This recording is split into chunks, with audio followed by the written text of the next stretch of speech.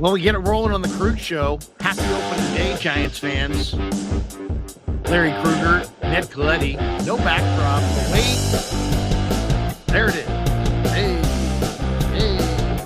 A beautiful yard. We're off and running. We're here at the park. We're here at the yard. No. Ned's at his place. I'm at my place. But we're here after Giants baseball. The opener goes to the Yankees. 5-0. Aaron Judge followed his record-setting incredible 2022 by homering on the first swing as the Yankee captain, and the Yankees get on the board early. Garrett Cole struck out 11. He went 6 scoreless. He was a Yankee record for an opener. The 21-year-old kid, Anthony Volpe, who they're all excited about in the Bronx, went 0 for 2 with a walk and a stolen base, and a couple nice defensive plays in his major league debut. Gleyber Torres had a 2-run bomb in the 4th. Judge had a bloop RBI single, broken bat style, and a 2-run 7th. That also included a DJ LeMahieu run-scoring single. Logan Webb was good for the most part. He struck out 12, the most by a Giant in an opener. He joined Dave McNally and Sam McDowell in 1970, and Max Scherzer and Jacob deGrom in 2019 is the only opposing starters with double-digit strikeouts in an opener, going back to the modern day of baseball, 1901. So it was the first game of the season. The game was played with the new pitch clocks, and it was played in a very brisk 2-hour and 33-minute fashion. Sellout crowd in the Bronx on a sunny day, about 40 degrees, 46,172. We're joined on the Pig in a Pickle Krueger Show. We should tell you, check out Pig in a Pickle. They're in Corte Madera and in Emeryville. They're open 7 days a week in Marin, and they're open from 11 a.m. to 8 p.m. And they're open Wednesday through Sunday in Emeryville, the best barbecue you're going to find in all of Northern California. Pig in a Pickle, proud sponsor of the Krueger Show. But Ned Colletti, former Giant assistant GM and Dodger GM, is with me. And Ned, it's the opener. I used to joke with Gary Radnich that the first game of the Cactus League schedule was my favorite sports day of the year. And this is probably my second favorite sports day of the year, because I do love the beginning of baseball, because it's a daily sport, and win or lose, baseball's back, and it's daily, and it started today. Yeah, it's always got a unique feel to it this day. I think it's maybe one of the most unique days of any year. I love this day. And then you've got the one that moves around periodically, which is the day somebody wins the World Series. Yeah. Or in my life, the day somebody wins the Stanley Cup. So those are probably the 3 days in the sporting world that I look forward to the most. Nothing like opening day. I don't care where you're at. I don't care what team it is. It's got a specialness to it. Well, no question. And right out of the chute, Fish and Chips is a new member of the Krueger Show. We welcome Fish and Chips. I always give a little clap to the newest members. So Fish and Chips, thanks for joining us. And please hit like and subscribe. Like just helps other people find the algorithm, find the show. And then if you hit subscribe, you'll just get a little notification on your phone every time we go live, whether it's after Warrior basketball, Niner football, Giants baseball, like we're doing today, or if it's just a live stream and I'm talking to whomever about whatever. If you want to be alerted, just be a subscriber. Of course, it's free to subscribe. And thanks to Fish and Chips for being a YouTube Krueger Show member. It's $4.99 a month, and they get special content ahead of time. And that's why we appreciate them so much. So thanks to Fish and Chips and the hundreds of other YouTube Krueger Show members. But, what's your takeaway, Ned, as far as this is our first look at the club. Before I get into mine, I don't want to lead you in any direction, but what did you think of the way the Giants looked today as a team? Well, you start with your pitching. I thought Webb was terrific. I think he can be at the top of any staff in the game. He knows how to pitch, and he left the ball out a little bit there to Aaron Judge. A lot of people have done that in the past. I think he's a star. He's really where you can really kind of build your rotation, build your pitching staff around him. Competes, strong compete, great pitching. My concern, I think, would be the offense of this club. I think it's going to be a struggle from time to time, which there's going to be a lot of teams that do not have tremendous, powerful offenses. So when you have a team like that, you're going to have to pitch, and you're going to have to pick it up. And I think if you have great pitching and you have strong defense, your offense will find a way to win games. But you need at least two of the three.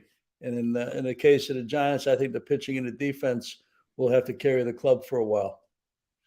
Yeah, I mean, I don't get this offense. I don't understand what they're trying to accomplish. Lamont Wade hit 207 last year, and didn't look very good in the field. And yet they've said goodbye to Belt. They let him.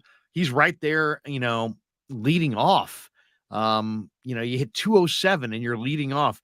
Conforto, I think, is going to have a good year. He's in that two hole, and he didn't play at all last year, but he had a very good spring and was rocketing balls all around Arizona. Wilmer Flores is just going to be Wilmer Flores, but the fact that it's opening day and you're hitting Wilmer Flores third, I mean, that's startling. I think Jock Peterson, could have some good numbers this year, but then you got Yaz, who went 0 for 2 with 2 more strikeouts.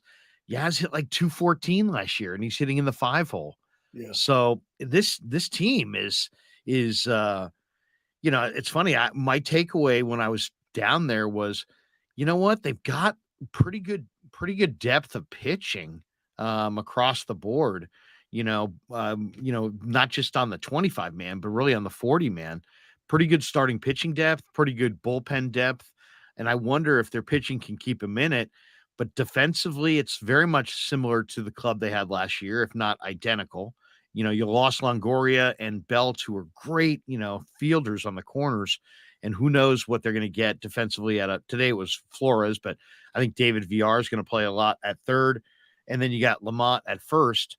So defensively, I don't think they're quite the same. And offensively, I don't know. I mean, I'm not seeing it. Joey Bart didn't play today. VR didn't play today. They left Casey Schmidt down in the minor leagues.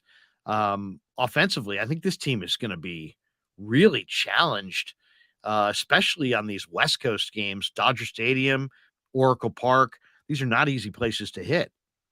No, and when you look at a lineup, the best teams, they have very few soft spots in a lineup. And so as a starting pitcher, you look at who you're going to face and you kind of figure out where you're going to try and be efficient and when you're going to have to grind out every pitch that you make. And when your 3-hitter and your 5-hitter are hitting where they're hitting and have had the year that they're coming off, that doesn't really put a lot of fear in you. And I think it allows starting pitching to kind of map out a game plan. And the more soft spots you got, the more you can really exploit a lineup. And I think that's probably one of the top concerns I would have is you don't have like a 1 to 7 that's going to grind out at bats and everybody's hitting 260, 270 and driving in runs and making the pitcher work. So that will be a struggle because good pitching will eat up lineups that have the weakness to them. And not a weakness at the bottom of the order, but a weakness that you can get through your first inning. You can get through your second inning because there's somebody in that segment of a lineup that you can handle, and sometimes with 2 or 3 pitches. So your efficient starting pitching is obviously the key to every team. And pitchers don't go 8, 9 innings anymore, but they can go 5 or 6 or 7, whatever they're going to do. But if you can be efficient with soft spots in a lineup, you're going to get an extra inning out of it. And on the other side of it, if you can't make somebody work, if you cannot make a pitcher work and really make them grind through the first part of the lineup or the first 3 innings, you're going to struggle with it. It's funny, Ned. You and I have watched baseball for years. You've watched it longer than I have. I've watched it since probably the mid 1970s. When would you say the first Major League Baseball game that you ever saw? Do you remember the year? April 15th, 1961, if you want to know all of that. Yeah. So you don't really remember. 9-5, Al Heist, former Giant scout, grand slam, walk-off grand slam for my Cubs. At Wrigley? Go ahead. At Wrigley Field? At Wrigley Field, yep. Okay, so how many baseball games would you say you've seen in your career? I mean, if you had to put a number on it, have you ever thought about that number? And the reason I ask is because they say if you watch baseball every day, you'll see something maybe you've never seen before. Well, I don't know that we've never seen this before, but Ned, we just watched a baseball game in which there were 32 strikeouts. How many times in your baseball career do you think you've watched a game where the two teams combined for 32 strikeouts? Typically, that'd be a 15-inning game. Right. And you might, if you're talking about 9 innings or 8.5 innings, this game was 8.5 innings too. It wasn't even a complete 9. So, What do that's you kind of where attribute Webb that was to? Is at. that just great stuff, or is that Well, that's a no little bit two of strike great stuff, but approach? again, you talk about, hitters hitting barely over 200 in full seasons. There used to be maybe one player in a lineup that was hitting 207 for a full season, and that may have been your shortstop who could pick it like he was a Gold Glove player. But it's different now. You get a guy hitting 240, you go, wow, this is pretty good here. Where in the past, 240 was like, okay, well, you're kind of on a short leash here. You may or may not be playing every day, but it's a different dynamic. And guys still, it's going to take time to adjust. The shift, I think, ruling that out will help hitting. But again, you've got to be able to put the ball in play. You strike out that many times, and granted, the two guys starting the game today for both teams, they can flat out pitch. But again, that is excessive swing and miss. How many games have I seen? I think between 8,000 and 9,000. How many do you think included 32 strikeouts or more? That went 8.5 innings, Right. maybe 10. I know. I mean, it's Yeah, I mean, it's it's rare. What we saw today was rare. absolutely. Yeah, it was It's a, crazy to see. The yeah. Yankees consider themselves a World Series contender. What do you think? They just looking at their lineup. I'm talking about the Giants' struggles. Look at this lineup. DJ LeMahieu leading off. Now he had a rough day today, 3 strikeouts. He's a batting champion though, and the guy rakes. Aaron Judge coming off one of the most monstrous offensive seasons ever in the 2-hole. Rizzo in the 3-hole. Stanton in the 4-hole. Josh Donaldson hitting 5th. Gleyber Torres 6th. Osvaldo Cabrera in left field. He came in. He hit 7th. Trevino, I don't know much about, and then Volpe, the rookie shortstop, who they have such high hopes for, and then obviously Cole on the mound. They look fantastic. Wandy Peralta, and even the guy who came in at the end, I thought looked Marinaccio. Marinaccio looks like he's pretty decent. What do you think of the Yankees this year as a World Series contender? Well, I think they've obviously got to. I mean, let me go back to one thing I just said too about the lineups. Look at that lineup, especially the first 6. Where's the easy mark? Right. There ain't one. So you're going to have to work, and Webb, that kind of accentuates Webb's performance to me today. That he gave up a couple here and there, but really that is a tough lineup to get through. You look at their division too, and with everybody playing everybody all season long, you're going to play less games inside your division. But they've got a tough division, except for maybe the Red Sox right now. Tampa's always good. Baltimore's gotten a lot better. Toronto is starting to, they're a playoff caliber team. So they will have a tougher go of it than most teams. But I think that, they have the advantage of playing where they play.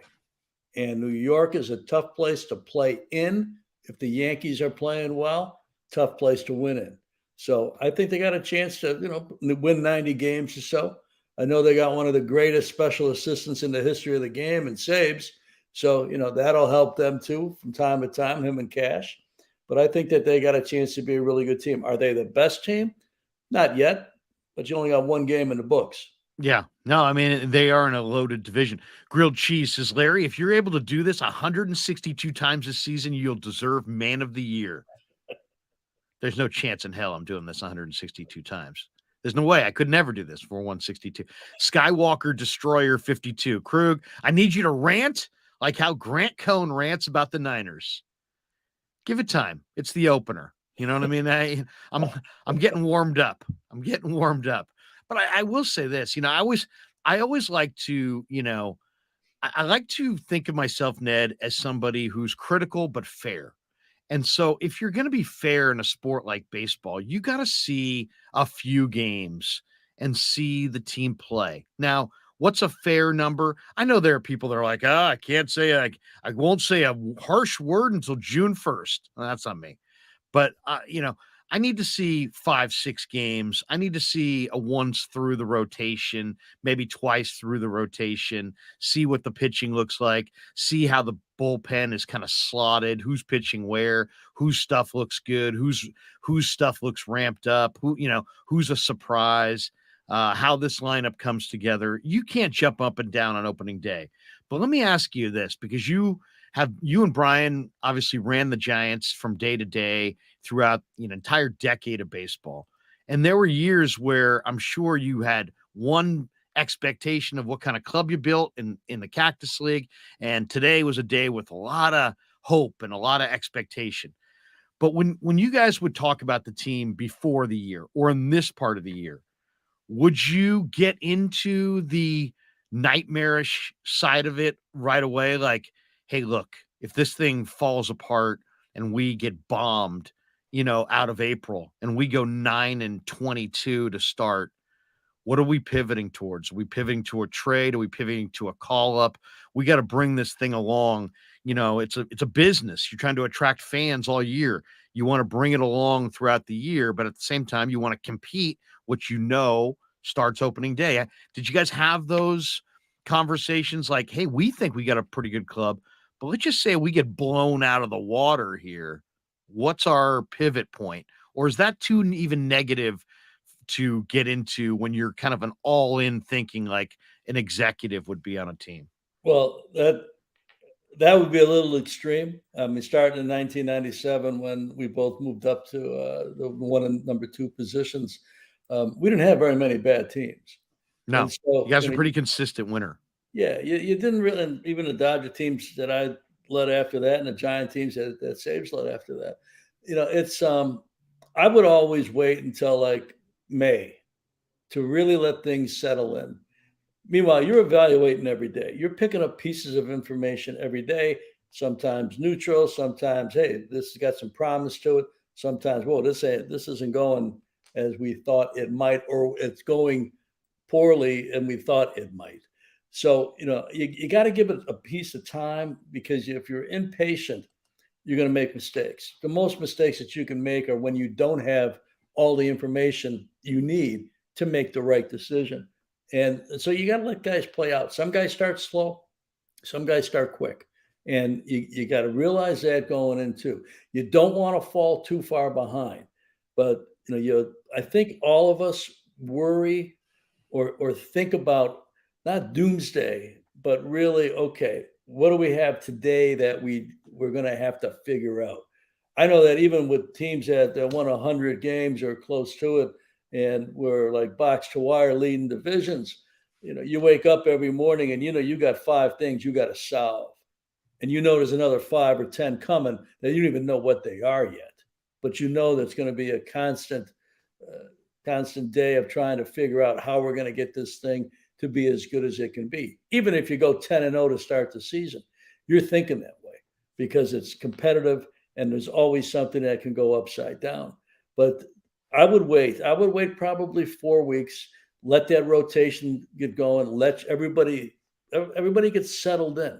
Because right now you've got a lot of dust flying. You got a lot of different things going on. You got a lot of people trying to make an impression. A lot of players that are coming off of bad years, a lot of players trying to live up to the expectation of another great year. You got all that going on. And spring training is maybe, for a fan, a great time, especially if you're in Scottsdale. But spring training, all it will tell you is who cannot play. It will not tell you who can play. It'll just tell you who cannot. So it's a great exercise. But when you get to today, and the opening of the baseball season and 6 months of 162 games, you gotta be a little bit patient with it, but always realistic with where you're at with your club and your minor league system. And here's my real issue, I guess, with with the roster this year for the Giants is like, so the Yankees struck out 16 times today, but look at the lineup that they have as far as power. Torres, Donaldson, Stanton, Rizzo, Judge, all those guys have big power. So you'll trade, 16 strikeouts for some extra base hits. They got a couple homers today and they won, and they hit a ton of home runs. I mean, they probably hit 200 plus home runs last year, probably going to hit another 200 plus this year. If you're hitting home runs, you can strike out.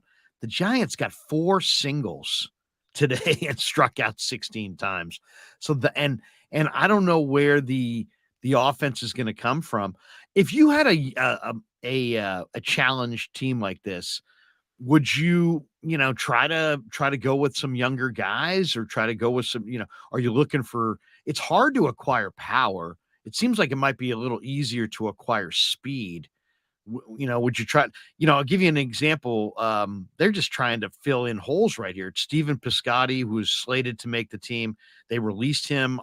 He was on a minor league contract. He requested his release, and so Farhan released him. And then they acquired Matt Beattie from Kansas City for cash, and then he struck out as a pinch hitter. But he also was acquired today, so he's a new addition. Sean Jelly was optioned to AAA. A bunch of guys, Bryce Johnson, Sergio Romo, of course, was just here for a day. But Casey Schmidt, Bryce Johnson, Austin Wynns were all reassigned to the minor league camp. Luis Gonzalez, Mitch Haniger, Austin Slater, Luke Jackson, all on the disabled list to start the year. But Ned, if you have a team that's offensively challenged, would you try to add some speed? Or, I mean, how long would you go with hitters that struggled last year if you're giving them another try this year and they're continuing to struggle? Well, you can't forget what you know, and you know what last year looked like in some cases. So it's up to the player to change that impression. It's tough to retool in the middle of once the season begins, spring training. It's tough to retool. You are who you are for the most part, unless you've got somebody that is sitting at AAA or maybe AA once in a while that can make a difference for you. So you are kind of who you are.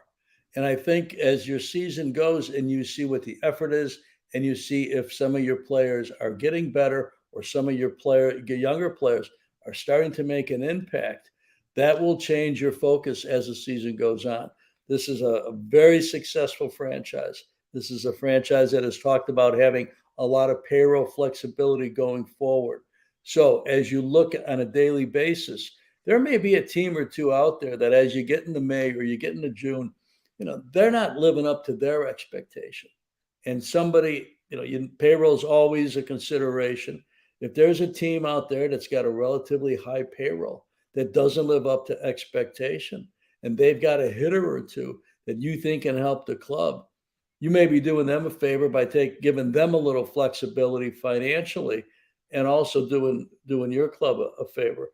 I think that's kind of what you have to look for. Unless you've got somebody at AAA that is ready to play every day, not once a week, not here and there, not go 3 for 5 one day with 3 RBIs and a couple extra base hits, and then go 1 for 15 the next 5 days. No, somebody that can steadily become a very good player at the highest level.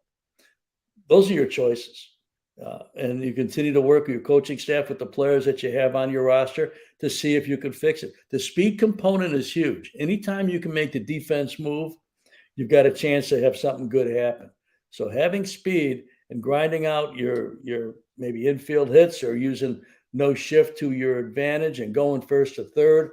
Some of the best teams I've seen that didn't have great offenses, they could put the ball in play, not a lot of strikeouts, could put the ball in play, and would be a mobile team that could go first to third, first to home once in a while, and put pressure on defenses. There's a way to do that. But you've got to have disciplined hitters too, that aren't striking out all the time, putting the ball in play, not just trying to hit it out, especially in a tough ballpark to hit it out like Oracle Field. And that's how you have to do it. But you're always looking at other teams and the situation that is. Without a doubt, there's going to be teams with high payrolls that are going to get in 45, 50 games in a season. And they're going to be saying, we're not getting what we paid for. Is it a change of scenery? Does that help somebody play better, getting moved, yeah, that can happen. But those are really your only options. You can't just make something happen. And just because you want to make a deal doesn't mean the other side is going to do what you want them to do either. It's tough.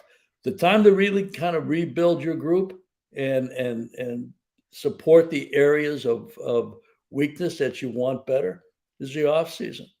And sometimes the easiest way is free agency because you're not giving up somebody to get somebody. So sometimes you get yourself in a tough spot, and we'll see how this year goes for the Giants. It may be a tough spot. Last year, a little bit of a tough spot after a great year the year before. But It it's really hard to do makes it's hard to do it once you begin. it makes the 107 just look like unbelievably miraculous. Like that, Oh, no doubt. How many that teams? 107 season was like a meteor hitting the earth. Oh, yeah. I mean, Yeah, it's just like, what the heck? That are you telling me if you walked out of a Giants game and said to every Giants fan that was, older, who had seen a lot of decades of ball and said, greatest Giants team, go. How many of them would call that 2021 107 win team the best team? Nobody would. yeah. But that team has the best record in the history of Giants baseball. It's absolutely staggering. I don't even know what to make of that season as we get a little perspective on it.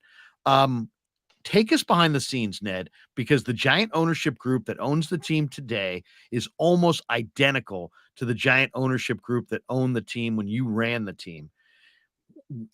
You and Brian were very intense. You already kind of said it. You guys had competitive teams virtually every year. So there would really never be a time that I could think of where you guys got off to such a slow start that ownership could actually, you know, communicate anything with you. They probably had a lot of faith in you guys. But what do you think's going on behind the scenes, as the owners are nothing more in a lot of ways than really, invested fans that are either writing a check at the end of the year or getting a check at the end of the year. They're not making trades. They're not making waiver claims. They're not involved in that, but they're very passionate about the Giants and winning. If you're one of the Giant owners, how do you think the Giant group of whatever it is, 30, 35 owners, is going to react to, last year was a down year, and this offseason was nightmarish, and this opening day was sleepy at best, and that's if you want to not be critical. What do you think those ownership people are saying? Are they saying it to Farhan? Are they saying it to Pete Petulia, the two guys who run the team? Are they saying it to those guys, or are they saying it to each other? And we'll say it to those guys at a meeting that happens every quarter. Take us behind the scenes in the Giant world. How does the ownership opinion and voice get filtered down to the executives? Well, I've been gone for a while, but you're right. Most of the ownership has been there for a long, long time. And so, they understand too, because they've been through it. And most of them probably go back to the candlestick days, which were not necessarily the best days in the history of the franchise. Certainly nowhere near as successful as they've been since the year 2000. So I think that most of them understand the tenor of a season and they understand the ups and downs of it. I don't. The ones I still communicate with and still know very well, they look long term, long range. They are probably a little bit concerned with last year's team and the carryover to this year's club. I think different owners have different relationships with your baseball leadership, and can maybe run into them at the stadium and have a quick conversation, or wait for the quarterly meeting to do it. They watch every day. They're very, very passionate about it. They've had so much success. I mean, it's one of the great stories in Major League Baseball what the Giants have done. For those who can harken back to Candlestick Park and 5,000 fans being there and 10,000 fans and everything else that I saw as a visiting executive, and then I saw firsthand, I think my first 6 years with the Giants. A lot of them go back to that period of time. I came a year after Mr. Lurie sold the club to Peter McGowan and the group and the great late Harmon Burns. And all those people. So, they're well schooled in all this. They have seen ups and downs. They've seen a lot of different things. I think what you don't want, if I'm sitting there, what you don't want is you don't want the San Francisco fan base to become lackadaisical about this club. Okay. They filled that ballpark, the one in the background on our set right here. They filled that ballpark for many, many years where getting a seat was almost impossible. Coming from Candlestick, where I think in 40 years they drew 2 million people 3 times. And that doesn't mean they drew 3 million people the other 37 times. It means they drew far less than 2 million 37 years. So, people still remember that perhaps and understand that. So I think you have to be a little bit careful that you don't turn off your fan base and that you start having so many empty seats, because the toughest customer to get back is the one you lost most of the time.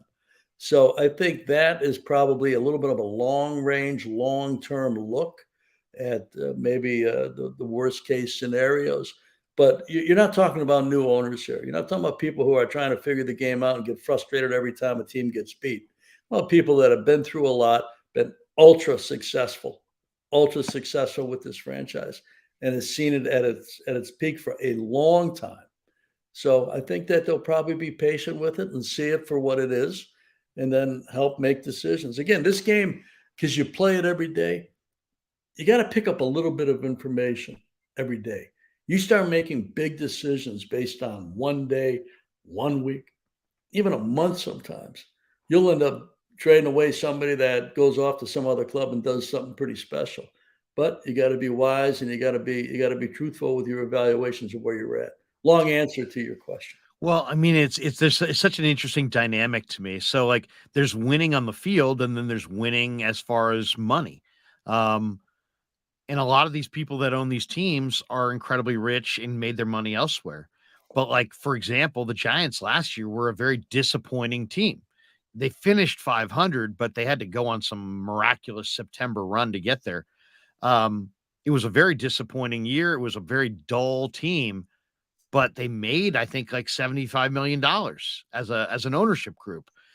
Would you hear, is it the kind of ownership group, Ned, that if they made $75 million dollars, you would hear less about it? And are they, I guess the question is, are the people who own these teams typically more caring more about did they get a check or write a check at the end of the year? Or are they big picture and they really care more about winning? Well, I think this group, it certainly is nice to profit $75 million. There's no doubt about that. I think everybody would say, yeah, that's pretty good. Uh, but I do think that they're into it more for the success and really what comes along with winning. Yeah, sure, the revenue source, but also the fun of winning. I think back to many of the great days that I had there, and the celebrations that we had, either winning divisions or getting to the World Series and things like that.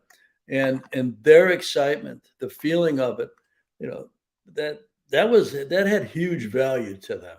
Not just what the paycheck was going to be or what the profit margin was going to be, but winning has a huge it's a huge part of your DNA. As when you lose, you feel it. It is tough to lose, and it is tough to go through that. Fortunate for me, the last 25 years, I think I had 2 teams under 500 and 25, 20, 26 years. But not all my years were like that early, especially in my Cub days, in my first 2 years in San Francisco. Losing is painful. I Oh, don't care no. what you're making. Losing sucks. And your whole day, like if I was with the Giants right now and I'm in New York and we got an off day tomorrow, this loss is going to sit with me for a while, until you can get back out there the next time you play, and Saturday in this case, and hopefully win a game. So, they take it a lot like that too. The ones that I know, and I know a lot of them very well. I saw some during spring training, and they're great people, and winning does matter to them. And it's more than just the 75, as you say. It's got a lot of other variables to it. Your whole personality. My personality would go one way or the other based upon a baseball game, which is kind of foolish as I look back on it, that would be how we think. But people who know me could tell you, that That's who Well, I it's about being all in. You know, and when you're all in, you're invested. When you're invested, you're going to ride that roller coaster. I always say to people, if you really want to know, if you want to get inside the head of a Ned Colletti or a Brian Sabian or a Gabe Kapler or a Wilmer Flores, if you really want to know what it feels like to be in the fire, go put $100 on the Giants season total over, over, bet them over, and then roll with that every day when you're invested, when you're like, oh, you know what? And then because then every day is a success or a failure. It's not like some jobs where it's kind of ambiguous. Were we successful today? I don't know. Were we successful this month? I don't know. I mean, people, well, I guess we'll find out eventually, but we don't really know. In pro sports, your head hits the pillow. If you were successful that day, that week, that month, that year. It's very like in your face. I always thought it would be interesting to be a baseball player. How do these guys cope with staring at their average on these scoreboards right in their face? And the scoreboards are easier to read than ever, and the numbers are bigger than ever. And it's like you're sitting there. How do you not mentally get into you haven't gotten a hit in 7 games and your average has gone from 290 to 110 and you're watching it go down, down, down. That mentally has got to be, very difficult. Danny's watching in the Philippines, Ned. He says, I can't believe I stayed up here in the Philippines to watch the Giants strike out 16 times. It's 4:10 a.m. here, Friday, March 31st. I should have slept like the Giants bats, but I never miss opening day. Danny was not confined to that one text. He came back with this one. He said they should have kept Piscotty. He was the only healthy right-handed hitting outfielder. He asked for his release when he realized they weren't serious about giving him a real shot. He's a solid player and a true professional. Personally, I was surprised they released him as well. I thought Piscotty, had a real decent chance to kind of rekindle. He's not old. He's got good right-handed power. He had a nice spring. They were using him all over the place, looking for a utility role. He played a little third. He played left. He played center. He played right. I thought he was maybe a candidate to kind of find himself on this side of the bay, and for whatever reason, they chose Matt Beattie. What do you think of Beattie? What do you think of Piscotty, Ned? I know you know Piscotty, but you probably know Beattie a little bit better from the Dodgers. What do you think of that one? They picked up Beattie, who's done most of his damage as a left-handed hitter against right-handed pitching throughout his career. Well, Piscotty, I haven't seen a whole lot of the last couple of years. Was a good hitter. My recollection of him is that he could do some damage for you. Matt Beatty, I've watched for a while, and his first year in the big leagues, part-time player, off the bench kind of player, really had a great season. A lot of key hits, always competitive at bats. Drove in a ton of runs for as many at bats as he had, so could play with expectation. Talking about a franchise that they're trying to get to the World Series every year. They're not just trying to win 81 games or get to the postseason as a wild card. And he met expectations a lot. Last couple of years kind of tailed off a little bit, didn't get as many opportunities. But he's somebody that first year was always impressive. Didn't know a lot about him in the big leagues, obviously, because he was making his debut. So I'm waiting to see, okay, so what can he do? What can he do when the lights are the brightest and he's got to really, turn on something or really make something happen coming off the bench or playing once in a while? And he did most of the time. He was one of those players that when you saw him coming up, or you saw him in the on deck circle as a pinch hitter, you had a good feel. You had a good thought that, hey, something good could happen.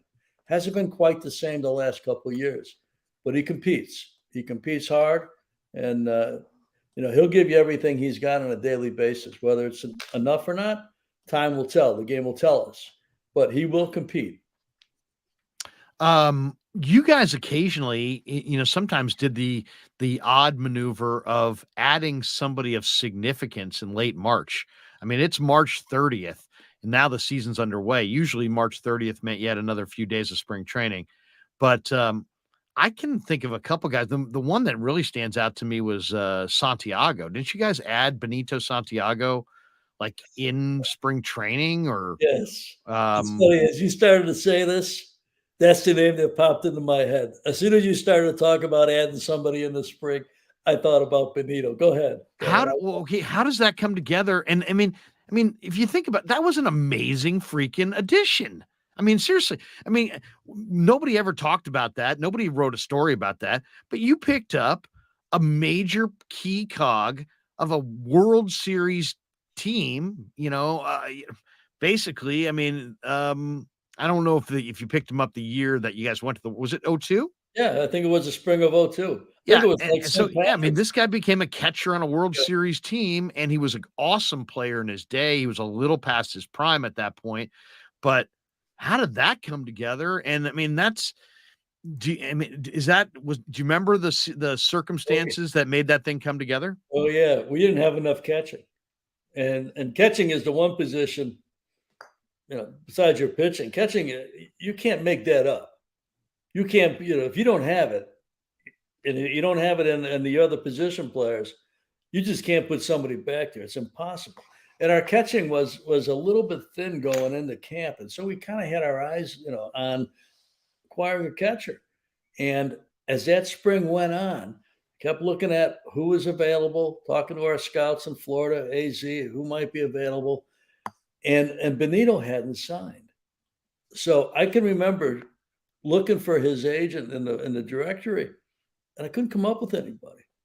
So I found somebody who had his home number, and I called him in Florida, and he'd been fishing a lot. And I said, Benito, Ned Colletti from the Giants, how you been? What's going on? Yeah, yeah, I've been fishing a lot, this and that. I said, that's great. I said, you still got interest in playing? He goes, oh yeah, yeah, oh yeah, yeah. Well, this is like St. Patrick's Day, right? I mean, we're like 2 weeks from opening day. Right. We've already been in camp a month. He hasn't signed anywhere, and I said, well, we don't have a lot of financial, freedom here, or flexibility. I think I offered him 500,000, and which is probably at that point in time twice the minimum. But again, guys were making 10 million, 8 million. I think I offered him 500,000, and it was quiet on the phone. And He'd probably how much do you think what do you think his career earnings were at that point? He'd probably I made don't, I don't, I $35 don't million, know. $40 million. But again, he still wanted to play, and every player's got pride, especially when it comes down to negotiating a deal. So there was this moment of silence, and he comes back and he says, "Do you know who you just called?" I said, "Yeah." He goes, "You called Benito Santiago, and Oh, you no. offered me $500,000. I'm pretty sure that's the right number." And I says, "In all due respect, Benito, we just celebrated St. Patrick's Day. The season starts in a couple weeks. You're fishing. I don't know if you're making $500,000 a year fishing, but I know that you can make that with some bonuses catching for the San Francisco Giants." And a couple days later, there he was. But yeah, For $500,000?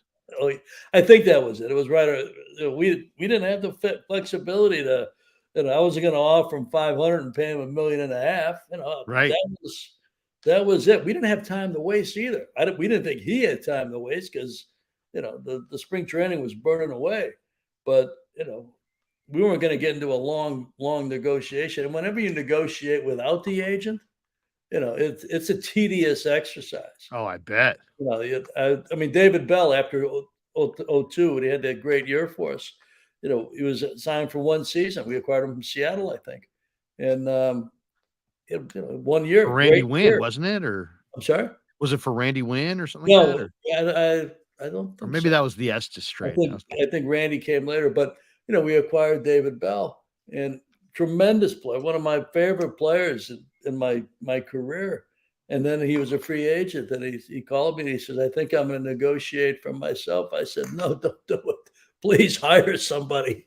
And he said, "No, I'm going to try this." And we did it for a couple of weeks, and it wasn't going to work, and he ended Yeah. up leaving. But yeah, Benito, that's my Benito story. What a And player he he fought good was. for us.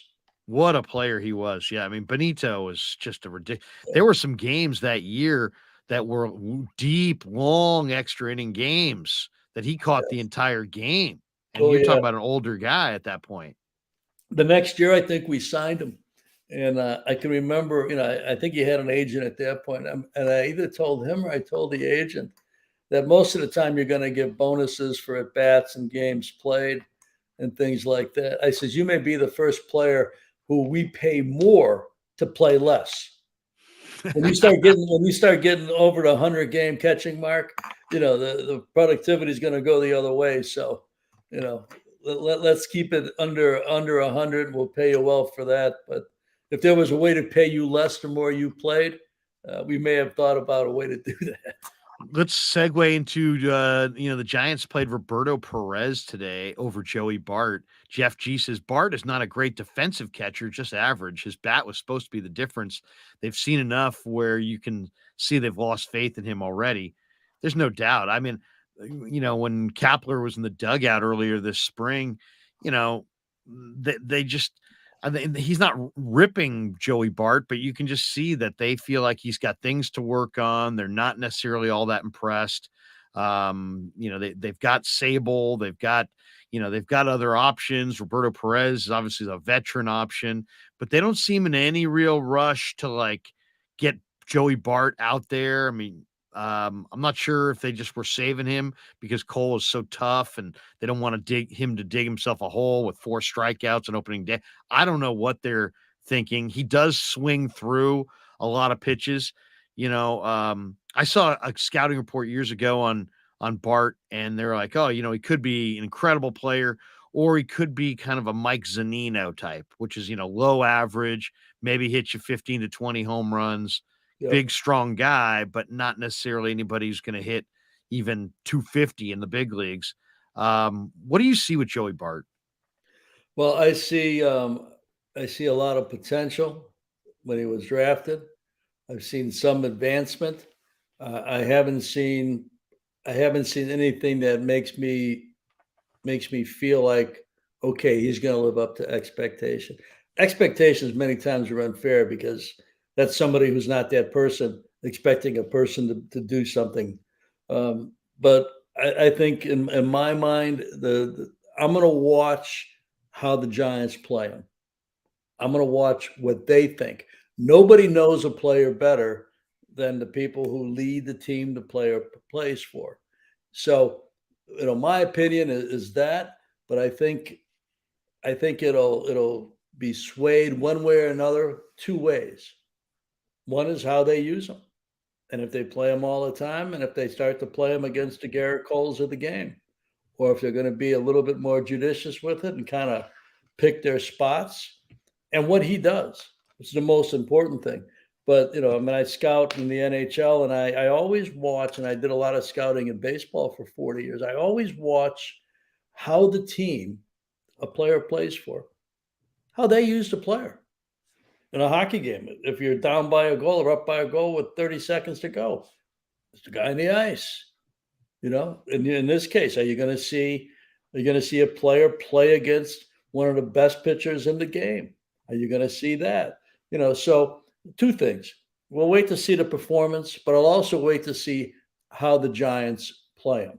Because think about the 2 dynamics, or we talked about 3 dynamics at the outset of the show, but 2 of the 3, your defense and your offense.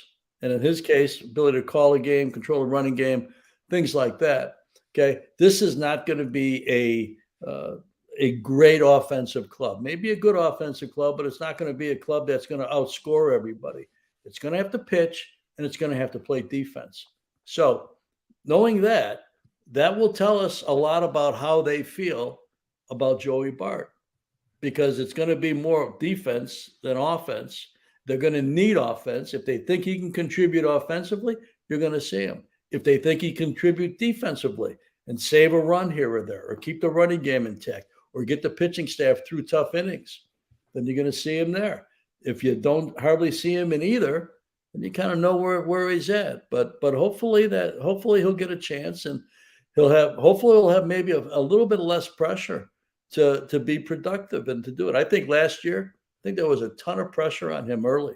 Every time I was on with you, he'd be a topic of conversation. Yeah. Talking about, Buster Posey, probably a Hall of Fame catcher, one of the greats in the game in so many ways. and he's the guy that sat in the seat before him, so to speak. So I think, pressure, expectation, sometimes a very heavy weight to carry around.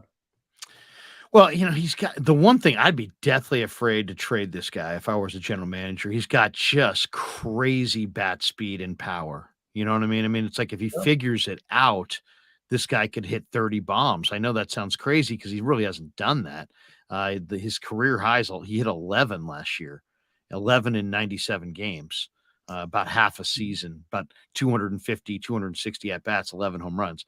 So, he's definitely got 20 home run potential Yes. in the big leagues. And I think if you trade him, you should almost, think of him as a guy who's going to hit 20 somewhere. But, he does swing through a lot of pitches. He doesn't have good averages. He seems to get into funks. And then I'll tell you the thing defensively, and tell me what you think this means. This guy gets crossed up, I would say 25 times a year. I mean, he doesn't get crossed up like once a year or he got crossed up twice in the first half of this guy gets crossed up like 2-3 times a game where it's like and sometimes it's looked really bad where he's like Mhm. thinking he's literally gotten hit by the ball. He's like caught it in his chest protector because he's playing on the break on the curveball and here comes a fastball. He's you know, he's wearing it in the chest protector. What does that tell you? Does that mean he's not mentally into it or he forgets things easily or he's distracted? When you see a catcher getting crossed up that frequently, Ned, I mean, that's something that it's like that and catcher's interference. That wasn't his problem, but when they went with um, Tyler Heineman a couple of years ago, I mean, the guy had like 7 catcher's interferences, and I think Buster Posey's got like 2 in his career. Yeah. I mean, whatever it was. But when a guy's getting crossed up like that, what does that tell you? I think it could be lack of focus. It could be the game's moving fast for you. Uh, I have no idea what he thinks, or I've never had a conversation with him. But sometimes, just in general, it can be a lack of focus. It could be the game's moving too quick. It could be you're thinking about something that just happened the inning before, maybe a pitch you called, or maybe an at bat you had, or maybe something that happened. Because it is rare to see somebody get crossed up, and you might see it once a month, and that might be a lot, but you don't see it 25 times in a year. That's excessive. So it could be focus, could be something else that you're thinking about that which is a little bit of a lack of focus. You would think, people know what the signs are, people know what the expectations are. Maybe once in a while you could be changing your signs with a runner on second as before they had the in the way of communicating they have today. But it could be something like that. Again, a lot of expectation, a lot of things going on. The game, it's going to be a lot faster with the pitch clock. But you think about the game of baseball, you think it's a slow moving game. For those playing it, it's got huge speed to it, including in that position. Well, So and never now know. now more than ever, the game's coming at you fast. And I kind of wonder about the clocks on that in that regard. Let me ask you about the clocks for a second. Yeah. The game was 2 hours and 33 minutes. If this exact game was played before the clocks, it probably goes 2:55. It's probably 20, 25 minutes longer. Um, do you like the clocks? I mean, everybody that I talk to in the game, the players, the executives, the coaches, the broadcasters, everybody's like, "Oh, love it, love it. It's great. It's awesome." Um, but they're getting paid and this is like it's like making their workday shorter. Would you rather have a shorter workday or a longer workday? Shorter. Oh, I'm for shorter workday. So the rest of us are there for enjoyment. So I'm more concerned about just does it make the game better or does it just make it faster? And does making it faster is suddenly 13-year-olds that are just kind of only have a passing interest in baseball going to be super fired up for baseball because it's like 18 minutes shorter? I mean, sometimes I think Manfred and the people who run baseball are not really thinking this through, and there's a lot of disconnects to their popularity. And the game's popularity it looks to be booming in certain areas, but then there's obviously it's a smaller part of of America's sports consciousness, I think, every year. What's your view of there's been a lot of changes this year, but what do you think of the clocks? What do you think of the games now? And is the game lost anything in your mind in the speeding it up, with these clocks? I don't think the game has lost anything by speeding it up. I think it was hugely necessary. The 13-year-old that may not have now a burning desire for baseball, but there was a really good chance was going to have no desire to watch a game. At least now there's a chance. I love the sport. It's been my life. I did it for decades, type of thing.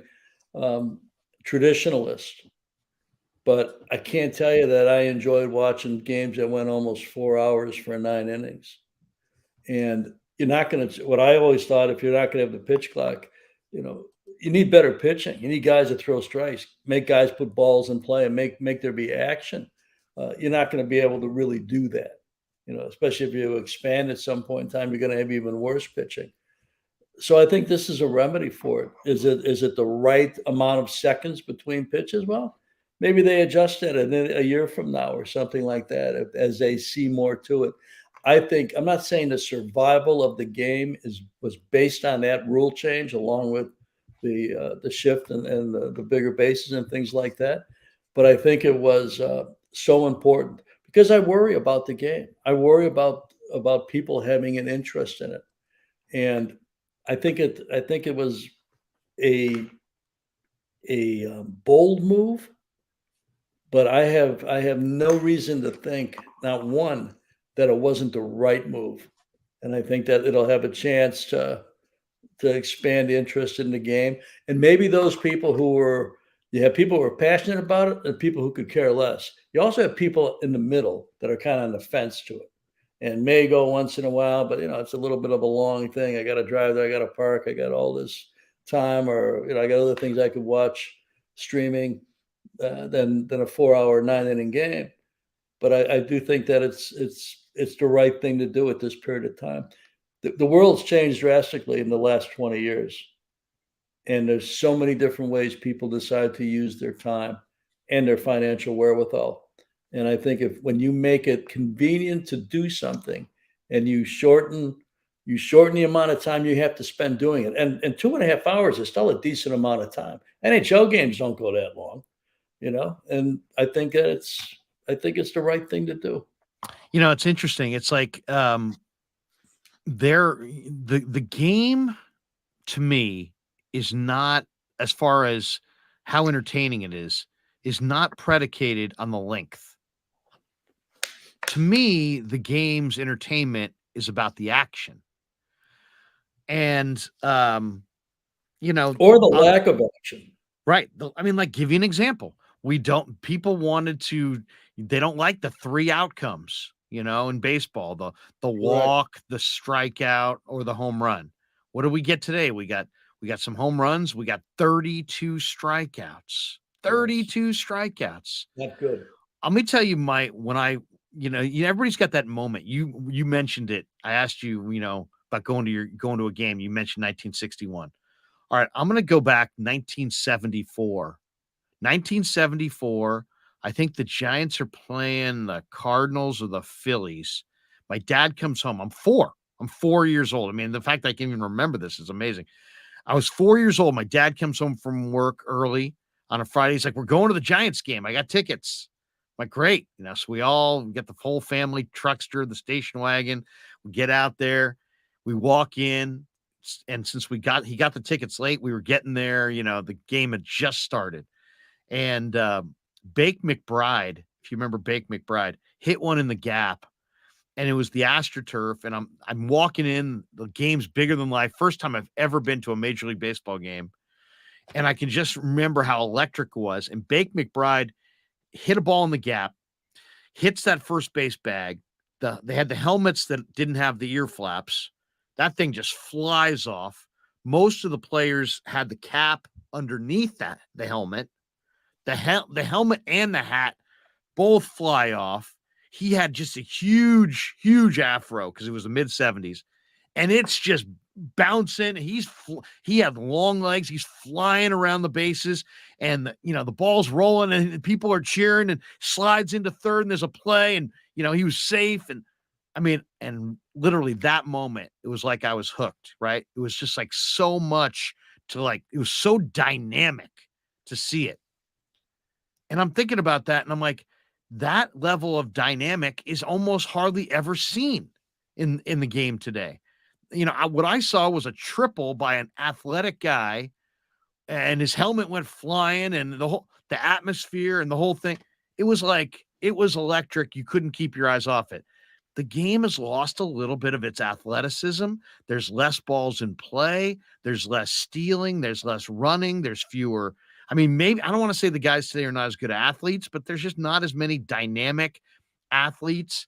I just think that to me is a bigger problem. If I'm Rob Manfred, or if I'm sitting next to Rob Manfred, he said, "What's wrong with the game?" It's not that the game's 3 hours as opposed to 2 hours and 20 minutes instead of 2 hours and 50 minutes. It's the lack of action inside the 9 innings. There's not a lot, there's always going to be nuance to the game, but the nuance has got to be in addition to the action. We got to see some action. The other sports have lots of action, and baseball, I love it, but there's not as much action. There's not as much athleticism. How do we incentivize teams to have less walks, less strikeouts, more balls put in play, more teams going for guys who have high average that don't hit the ball over the fence, and more action on the field? More, you know what I mean? I mean, what do you think? Yeah. Is there a way to tinker with different attributes of the game or development emphasis to change the game back into the athletic game that it was in the 70s and 80s? Well, I agree with a lot of what you said. I think pace of game is more important than time of game, and the pace kind of leads into the action or the lack of action. I did TV for a number of years, and I'd sit there and I go, "When's the last time we saw a rally?" Like 4 hits in an inning, 5 hits in an Yeah. inning that weren't home, that had no home runs to them, single, double, walk, single, double. Count those out in the course of a season. You might see 20. It's rare that we see that. I think the lack of the shift will help bring some of it back. Okay. I think if the philosophy changes, I mean, think when we were kids, the last thing you wanted to do as a baseball player was strike out. Okay. Some of the guys that struck out the most were some of the biggest power hitters in the game. But if you didn't have the ability to really produce runs, you weren't allowed to strike out. But the teams have lost that philosophy now, and through whatever method they're using, the strikeout doesn't bother anybody anymore. But that philosophy's got to change, and that philosophy can change. I think the shift, outlawing that for the most part, I think will also produce some more offense, give people more of a chance to have rallies and to have singles and higher averages and hit behind a runner and things like that. And the stolen base has been run out of the game, basically. Now, maybe that comes back with the changes they've made to how many times a pitcher can throw over. I think we have to wait to see how this year plays out with some of the new changes, but there's no doubt it needs it. It needed an overhaul, and nothing against analytics, which really kind of helped my career a lot early on, especially. But when you think about some of the things we're talking about, the advent of analytics and looking at the game through a different lens has prompted a lot of the changes, has prompted the hit, the home run, walk, strikeout, has prompted the shift where guys that used to have 200 hits now are getting 160 hits, and change their approach. Because now, you can't hit it through. I'm a pull hitter. I'm not going to go the other way, which is another whole story and argument. But, you can't hit it on the ground through them. So I guess I'll have to loft and go over their head. And power pays. People get paid for the home run. Philosophy needs to change, in my opinion, on the strikeout. You strike out a lot. The only thing that's worse in the game is a double play. Okay, because you're not moving a runner, you're not doing anything when you strike out. Right. But until that changes, I think this year will be interesting to see if the game does change and if there's more offense because of the change in the shift and if people run a little bit more. You can't make people do anything. You can't make them swing different. You can't unless you start saying, you know what, you can't play. You can't play here if that's all you do. You strike out 200 times a year and hit 230 with 35 bombs, but you're hitting 220, 210, and you're striking out 200 times a year. You can't be on the team until that Yeah. happens. Doesn't matter. It's funny because some of these guys who had tremendous power in the past were just left in the minor leagues. If you struck out a ton, you just were left in Oh the yeah. minor leagues. I mean, Rob Deere came up in the Giants system, and Rob Deere Yes. was one of the most all or nothing guys you were ever going to find. Yep. He stayed in the minor leagues for a lot of years where he could have pumped out 30 bombs easy, Yep. easy. Um, Yes. I've said that when Joey Gallo has been available the last couple of years, hey man, the Giants ought to go after Joey Gallo, and immediately there'll be somebody who's like, "Did you realize he's hitting 195?" Well, yeah, but today's game is about hit the ball over the fence, and that's what that guy does. Glass half full guy makes a donation. He says this lineup is a joke. It's a bunch of 5, 6, 7 hitters. I think maybe more like 6, 7, 8 hitters, to be honest. He says today felt like how the season will go. Yeah, I mean, it's hard to say that it's, hard to push back on that. Let me go to the starred chats. These are the chats that I starred during the show here, Ned. So these are the creme de la creme of some of these chats. All right, Romo 2001 says Giants made a mistake not keeping Steven Piscotty. Kapler still making platoon moves that make no sense. Yeah, I mean, that's the other thing. In an 8-man lineup, how many platoons would you feel comfortable at most? I mean, remember the 83 Orioles that won the World Series. I think they had a bunch of different platoons. They had Dan Ford and Benny Ayala and Gary Renicky and all these guys, and they had platoons in a couple different spots. And I remember Earl Weaver being hailed as a genius for the platooning that he did that year. But the Giants literally have a platoon at first. Second, they got an everyday guy in Tyro. Short, they're probably going every day with Crawford, but I think they'd like to platoon him. Third looks like it could be a platoon. The entire outfield may be a platoon except for Conforto. The catching looks like a definite platoon. Most teams do that.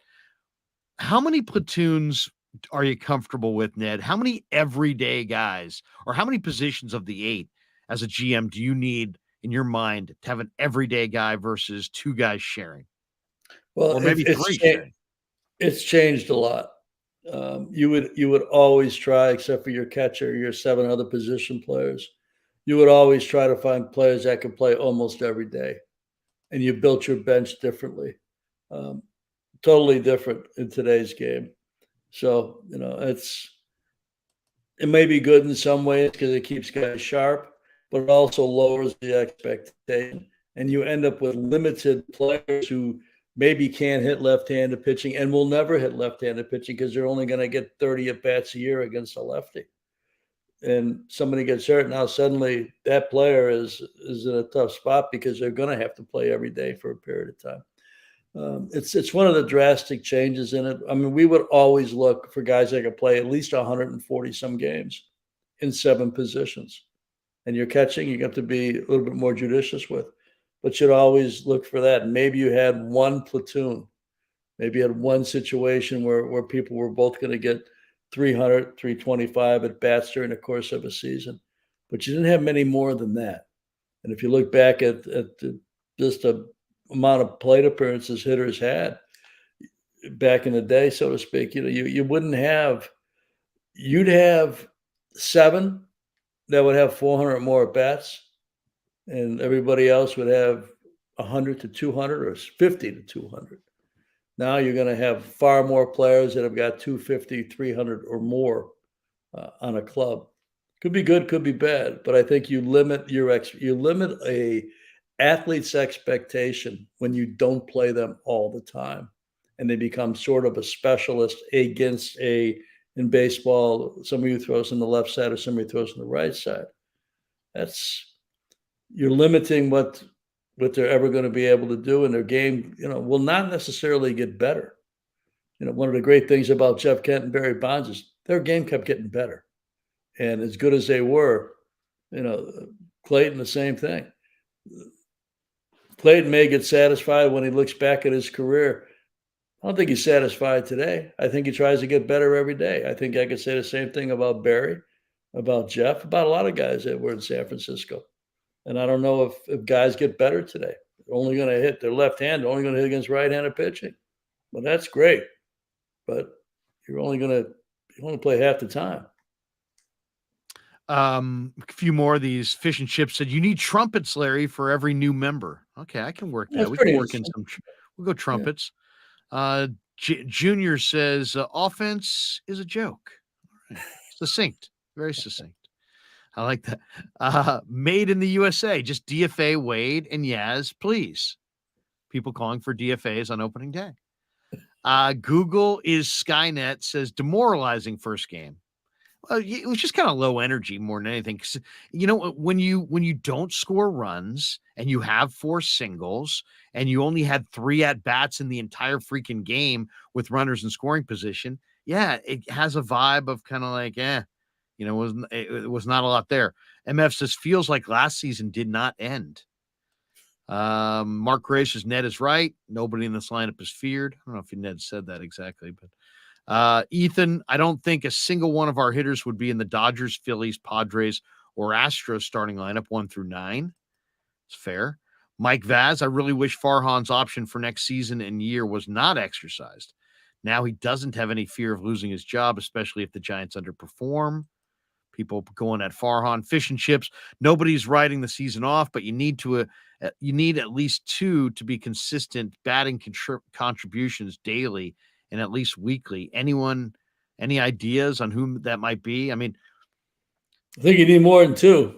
Yeah, I mean, that's minimum you need to. Yeah. Dirty Little Cracker Liquor the second, great handle, says, like Gary Radnich used to say, Larry is the best broadcaster after a Giants loss. Thank you. Nicole the fifth says, Larry, someone on the air this morning said that if you're not excited for Giants opening day, you're not a real baseball fan. The other host disagreed. What do you think? I think the excited host was wrong. Well, I mean, baseball opening day, we kind of hit it on the start. It's a civic holiday, right? It's a major happening. It's lost a lot. I have a great opening day memory that I'd love to share with you, Ned. So I'm 6 now, and I'm a huge baseball fan. And my dad, and I'm like, I want my when I was 5, my dad brought my brother to opening day, and he's older. He's 5 years older. So he was 10. So now I'm 6 the next year, and I'm like, well, last year was his turn. This year it's my turn. So my dad was an attorney and in the city attorney's office, and he had city attorney's office had a seat in they would do a field box at Candlestick on opening day. And I'm sitting there on my very first opening day, and players are walking by and they're shaking the guy's hand next to me. And I'm like, why do people keep coming up to this old man and shaking his hand? And so I kind of said to my dad, who am I sitting next to? And he said, that's the former mayor of San Francisco, George Christopher. And anyway, somebody came over and flipped him a ball like in the 6th inning.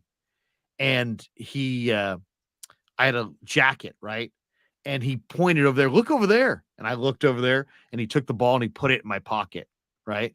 And then I reached in my pocket immediately. I looked at the ball. He's like, oh, my dad's like, thank Mr. Mayor Christopher.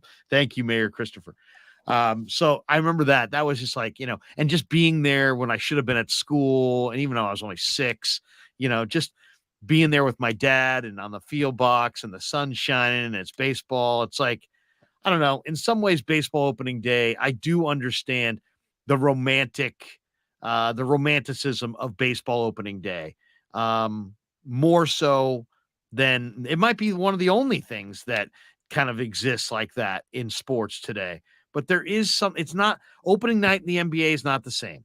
Week 1 in the NFL is not the same as opening day in baseball. Why is that? Why is opening day in baseball kind of in its own category? Because I kind of agree. I hate to say it. I'm softening, but I I get it. The person who's not excited for opening day is not excited about this Giants team because they had a nightmarish offseason. They don't look like a very good club, so on and so forth. The other guy's saying, hey, it's the beginning of a whole new season and let's be positive. Give me your thoughts on that. I grew up where there was winter, and opening day was like the trumpet to spring and the trumpet to summer. And I think when you look at it that way, it's got even a little bit more romance to it. I think it is a great day, no matter how good your team is, because there is no season like the baseball season. For the next 6 months, this team and 29 other teams will be, for the sporting public that loves the sport, in the forefront of what it is. Like we've talked about, it's an everyday deal, except for 21 days when you're not playing. But for 106, 183 days, you're in it, and it's got a rhythm to it. I think we can remember. I think the broadcasters, and maybe basketball's got some of this, but the people who do games, Kipe and Krug, if they were doing 16 games a year, 18 games a year, they're not who they are either. The rhythm of the season, I think, is unique. That this is the beginning of it is unique. And when you live in snow and cold, and you're hoping for 40 degrees, and you get a sunny day on opening day, all's right with the world. Now, if the team stinks, the next day, all right, ain't gonna be right with the world. Exactly. But for a day, you know what? It's the beginning of something that's got a chance to have some promise to it. Do you remember your favorite opening day with the Giants or your least favorite? Wow, it's a great question. I can remember before. Let me think about that for a second. My favorite opening day was until I started working in the game was in 1969 when the Cubs, who had been terrible throughout most of my youth, um, won the opening day. A guy named Willie Smith hit a walk-off home run and against Philly, and Ernie Banks hit a couple. Don Money hit a couple from Philly, and that was one of those days. I had high school baseball practice, unfortunately, so we're all listening to a radio. But that was a very cool opening day, even though I wasn't at it. Giant opening days. I think back to the first day at Oracle Field, back then Pac Bell Park. Unfortunately, Kevin Elster will remember it, a lot better than I remember it, since he hit, I think, 3 three home runs bombs. Yeah. for the And Dodgers. and we But all walked out of the ballpark saying, "It's a freaking bandbox." Right? Right? I mean, it was the the first game, Dodgers and swept us Elster that was whole not a series. power hitter. I think we lost maybe the first 6 games at the ballpark. Right. The first 5 perhaps. They gotta go But back to Candlestick. yeah, that's it. I don't know if anybody said that. But there were some great ones. There were some great ones through it. Some Yeah, no exciting question. times. We had good teams, and you're waiting to see what it's gonna look like. Always had Barry, in my time there, was there 11 years. Barry was always a part of it. And then, you saw really guys who got excited about playing.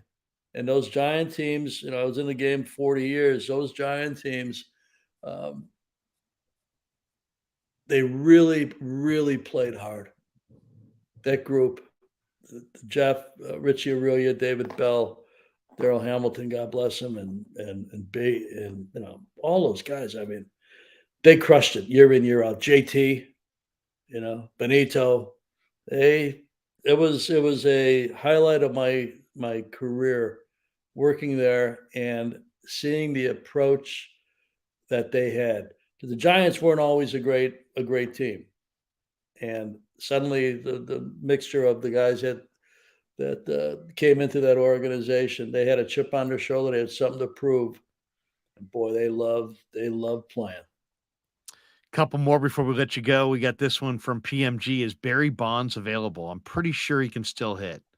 I don't doubt he It's can. probably a no and a yes to the answer to that question. Fish and Chips says, I believe Larry can do 162 games.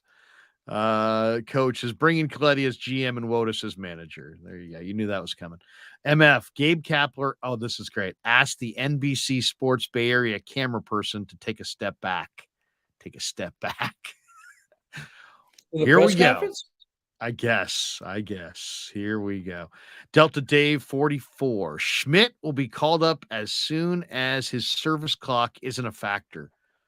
Could Give me your be. thought on that. Where how do you weigh in on that?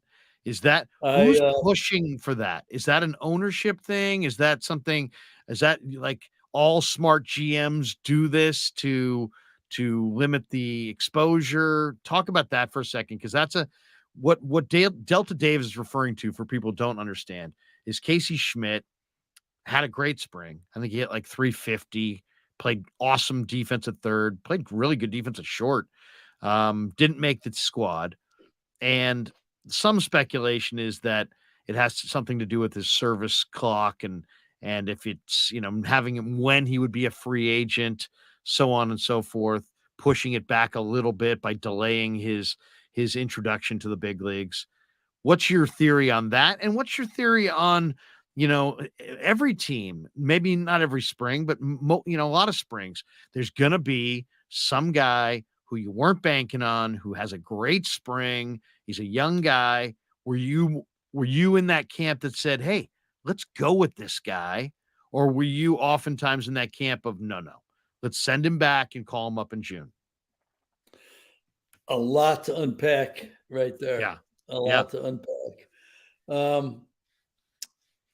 I think a lot depends on where your team is at. I was, as I said, for decades, we always had a chance to win. I was looking for the best players. I would not hold somebody back from service time because of arbitration or free agency. If I thought they had a chance to impact our club and help us win a game, I would never do it. Just like I would never look at where somebody's bonuses were coming at the end of a season and tell the manager, don't let this guy play. I wanted the game to just unfold the way it naturally would. And if the player made the bonuses, so be it. The player fell short. I had no impact on that decision. So sometimes it might cost you $1 million over a bunch of players or something like that. I wanted to let the game play. I wanted to be fair with everybody and not have that type of option to take something away from somebody who if they had done it, if I didn't tell the manager not to play him, would have earned it. I think when it comes to the young player making the team out of camp, I think you have to be careful, not because of service time. I think you have to really know who they are and understand that the leap from the minor leagues to the big leagues is the greatest leap, maybe in sport. And I think it's far different. And you may have a player that can handle it emotionally and can handle failure because 7 out of 10 is still building a statue out front. If you make an out 7 out of 10 times, you'll probably get a statue outside. Okay. So it is a game of failure, so to speak, but not everybody can handle that, especially where the expectation is to win. I worked for the Cubs. I worked for the Giants. I worked for the Dodgers. All those franchises, you had expectation to win, and so you had to be careful with who you brought because you couldn't be bringing somebody that was going to struggle because almost everybody does, and was going to be overwhelmed by the fact that they struggle. And there's sometimes you can't turn back time, and so you can't erase that memory. So if the player had not just a great spring, because spring, as I said earlier, will tell you who can't play. It doesn't tell you who can. It tells you who can't. So you got to take that with a grain of salt. But if you have enough track record with somebody and you see that, you know what, I think they can handle this, then you got to ask the question. So if they give up, if they start games and they're going 3 innings and they're giving up 5 runs every time they go out there 3 or 4 times, how are they going to be with that? Is that going to motivate them? Is that going to scare them? Is that going to slow the development? are going to speed up their development. Same thing with a hitter, 1 for 20 or 10 for 20. How are they going to react to these types of things? I think you got to think about that. And you got to think about where your team is at. If you're not going to win and you want to play the service clock game, yeah, then you wait till that goes away, and the player can't help you win because you're not going to win anyway. Yeah, I guess you wait on that, and you wait on you're going to save yourself a year of free agency too. But I never looked at it that way. I'd call guys up based on where I thought they were, and if they could help our team win a game, and if they could withstand whatever pressure or expectation was going to come their way, if they didn't meet it. Couple last ones in the chat. One last question for Ned, and we'll get on with the rest of our day. We got this one from Coach. He says, I bet the over-under, Larry, 81.5. Yeah, but Coach, did you go over or did you go under? That's the question. Coach says, trade Barton Yaz for a starting center fielder to play between Conforto and Haniger, upgrade and open up a spot for Jelly or Johnson. Alex Barbado, how is Casey Schmidt not on the roster? What do the Giants have to lose? That's kind of the way I look at it, too. Gilbert Gamboa says, who's a bigger minor league baseball fan, Ned or Sabes? Dead heat. Good answer. Good answer. Clarence Beeks, why are we so cynical about Farhan's 20-year plan? Oh, look at that. They're getting salty. I love it. Oh, the saltiness. I love the Giants fans. Giant Niner fan. What happened to David VR? Thought he was the starter. Bonehead tattoo move. That's of course a reference to Gabe. Yeah, I think Gabe's reasoning there was that Wilmer was the Giants' Willie Mack Award winner last year, I believe.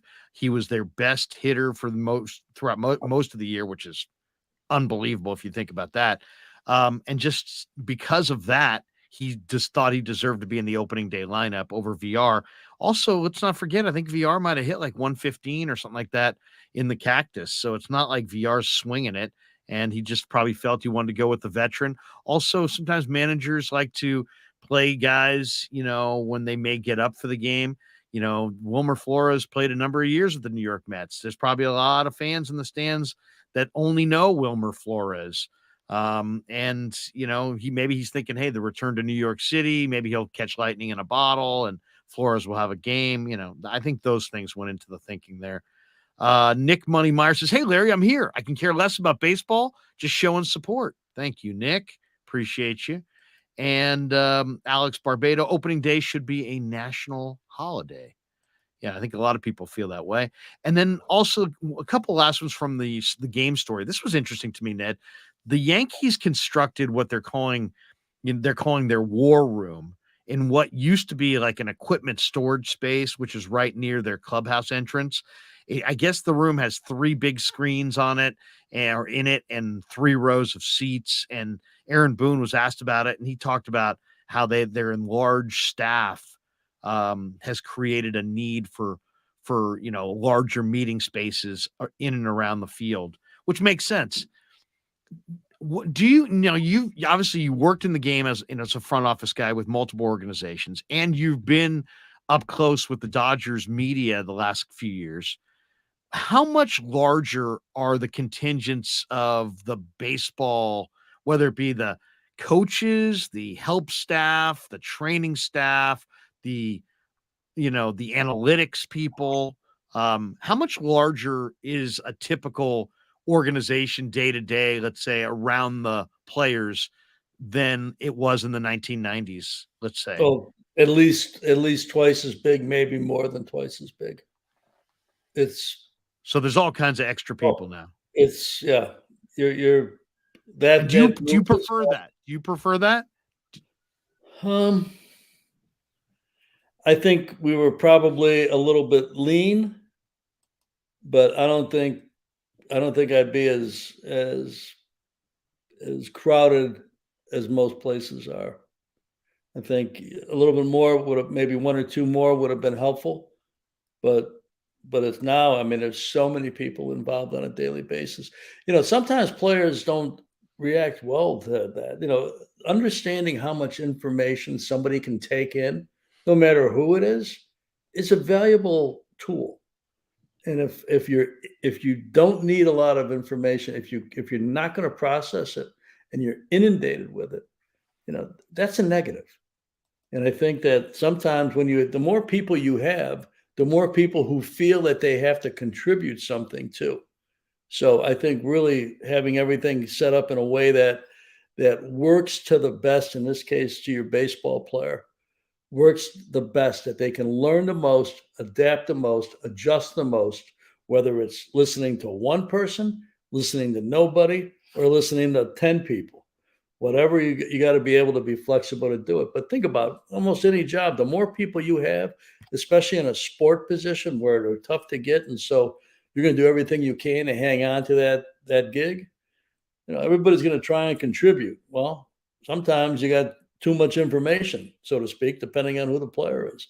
But it's gotten a lot bigger. Yeah, no, there's just no question about it. Also, last one here. The Giants opened today in New York City for the first time since they beat the Pirates 4-3 at the Polo Grounds across the Harlem River there in 1956, which was their next to last season before they moved to California prior to the 58 season. And Gabe Kapler on Wednesday visited the site of the Polo Grounds, which was the Giants' home from the 1890s through, as I said, 57 when they left New York, and then they took a wrecking ball to the stadium. One, have you ever, in all your years with the Giants, had a chance to, when you're in New York, to visit the Polo Grounds site?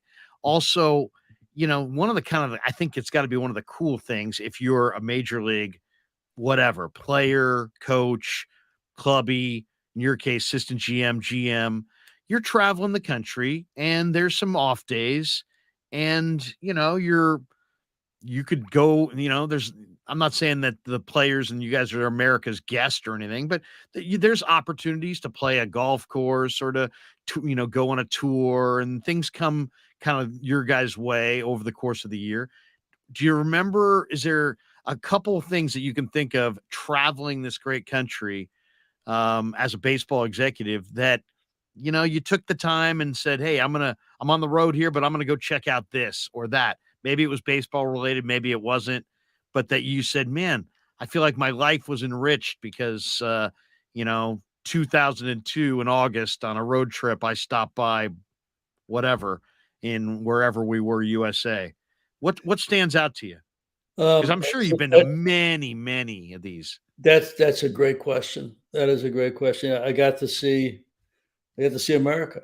I got to Yeah. see the great baseball stadiums, which was always drawn to the stadium and what it looked like. I never got a chance to go to the Polo Grounds or Ebbets Field, but I grew up at Wrigley Field. Um, so that was always special. But you didn't have a lot of time for that, and in every city, you had very very few opportunities to really do what you would consider maybe touristy things. A couple times when I was in LA, we're one time we're in Washington D.C. and we took Billy DeLury, who had been with the team for like 50, 60 years, on a tour of the top of the rotunda of the Capitol, like a very very private tour. And I had somebody who arranged that, and I took Billy DeLury, who was probably 75 years old at the time. But that was an off day. Went to where the Dodger Stadium offices were, or the Ebbets Field offices, where Jackie Robinson was first signed. Again, with Billy DeLury, who had worked there for all those years. The Giants, during my Giants time, I'm sure that they were like incredible moments. Sabes and I used to walk the cities at night. If we won, we'd walk them for about an hour and maybe have a glass of wine. If we lost, we'd probably walk them for 5 or 6 hours. So, What's the longest walk you guys ever had? Do you remember that? Oh, gosh, sometimes forever. I can remember where we were when we decided to trade Matt Williams and not Barry Bonds at the end of the '96 season. It was at a bar in Montreal on Crescent Street, Rue de Crescent, Winston Churchill's. We came out of there, stood on that corner for an hour and talked about the pros and cons of keeping Barry or keeping Matt, and decided that we would keep Barry. Nothing against Matt. Matt, obviously a tremendous player. But you remember stuff like that. Sabes and I saw most of the cities between 11 o'clock at night and 5 in the morning. We didn't see a whole lot in daylight except for the stadium. But it was great. My time in San Francisco was great too. In fact, I'm coming up next week, a week from tonight, to take about 15 of current Giant employees and former Giant employees that I worked with out to dinner. It's time, and I spend time with people and share some of our great memories and our great times. And the people of San Francisco always been special to me. And I've been gone 17 years now, and worked for the rival and all of that. But the friendships have all survived it, and I'm looking forward to coming up for a day, opening day eve in San Francisco. Hopefully, I'll see my buddy Murph as well on my trip up. But yeah, you think about stuff like that. Yeah, I saw you had a dinner with, a guy that I've met and interviewed who have great respect for, the great Jaime Jarrín, Yes, yes, just the other night. who's just a Yes. phenomenal announcer in his own right. People talk Oh, about yes. Vin Scully, Vin Scully, Vin Scully. Jaime Jarrín is, um, he's very much a legend. It's at least, and I don't know how it is today, but the announcers, whether it was television or radio, for whatever team we followed, taught us the game.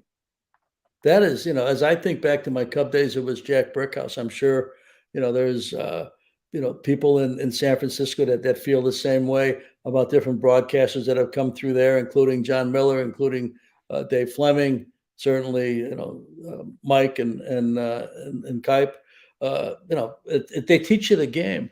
And when I think about the fan base in LA, which is probably 50% of people of Hispanic heritage, that was Jaime. That was him. I mean, he's been doing it, I think, since they moved out there pretty much. So all those years, and just a true gentleman. Called me on a Thursday, said, "Hey, let's have dinner Saturday." I said, "You got it. Let's go."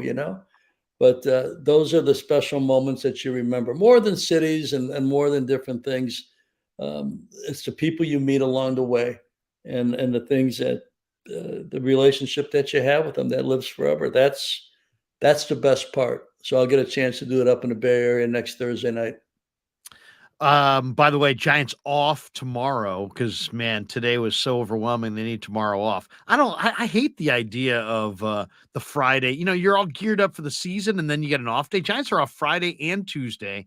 They're back in action Saturday. Clark Schmidt goes against Alex Cobb. Ned, is it a must win? Is game 2 of 162? Is it a must win? Do they have to have this one? Oh, yeah. I don't think it's a must win. No. I think when you're 2 games out with 3 to play, yeah, it's a must win. I think when you got, even after Saturday, 162 to go, I'm not ready to put that tag on it. Not quite must win. All right, Ned. Hey, we're gonna let you go, man. We appreciate you. Over 90 minutes of post game today, talking ball. Have a great rest of your day and rest of your week, and we'd love to talk ball with you a lot throughout the year. So hopefully in the next week or so we'll get you back here and get your perspective on the game. This could be a rough year, but the one thing I really enjoy about the game is the dialogue that surrounds it. There's always interesting things that come out of these games, talking points, parts of the game, Yep. controversies, historical achievements, even just the notes around the game oftentimes can lead to some incredible conversations. So No doubt. we really love having you here and we appreciate your time.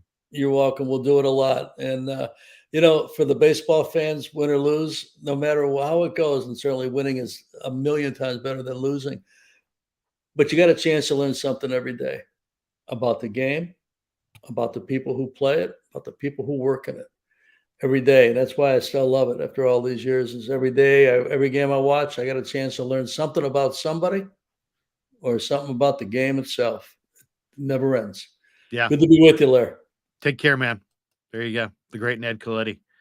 He's awesome. He is awesome, and we'll try to get him back here as many times as we can throughout the baseball season because he brings a perspective that what most of us don't get, and a lot of times it's really, really informative. All right, we got a lot of people who still want to talk about the game. There's some people want to talk a little bit about the Niners or the Warriors. We'll get into that. I'll put the video call link here into the chat because there have been people that have commented that they want to join the chat via the video call.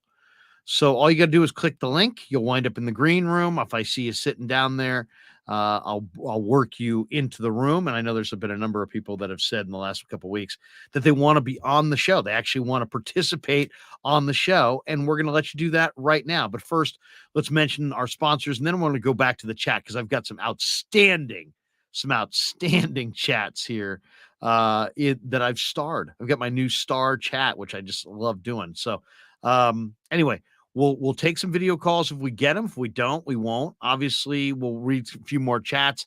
I've got a few more, maybe a little bit more harsh takes about today's game than I've shared thus far. But it's all coming up after we tell you a little bit about our sponsors. We're brought to you by Pig and a Pickle, title sponsor of the Krug Show. If you haven't tried Pig and a Pickle, you need to try it. They're in Corte Madera. They're open from 11 a.m. to 8 p.m. They're open every day. So, hey, you know what? I went that one day, Krug, they were closed. I know you're lying. They're open every single day in Corte Madera from 11 a.m. to 8 p.m. Now, don't walk in there at 7:30 thinking you're getting your pick of the litter, because the reality is they run out. It's a real barbecue spot. They're also open in Emeryville. If you're like me and you live out in the East Bay, they got a really cool spot in Emeryville. And they're open in Wednesday through Sunday in Emeryville, they're inside the Emeryville public marketplace. But Pig and a Pickle is an awesome restaurant. We've been talking about it a lot because they're the title sponsor of the show. And all their food's incredible. I usually, if I'm there right now, I'm getting a brisket sandwich. I like the marbled side of the brisket, nice little barbecue sauce on their perfect rolls. I'm going potato salad, collard greens, maybe a little root beer, right there, maybe even a sausage link or two. I might throw that in there just to mix it up. And if I'm in Marin County, I'm definitely getting some of those potato chips cooked in the beef fat. Absolutely amazing. Here's what their spot in Corte Madera looks like.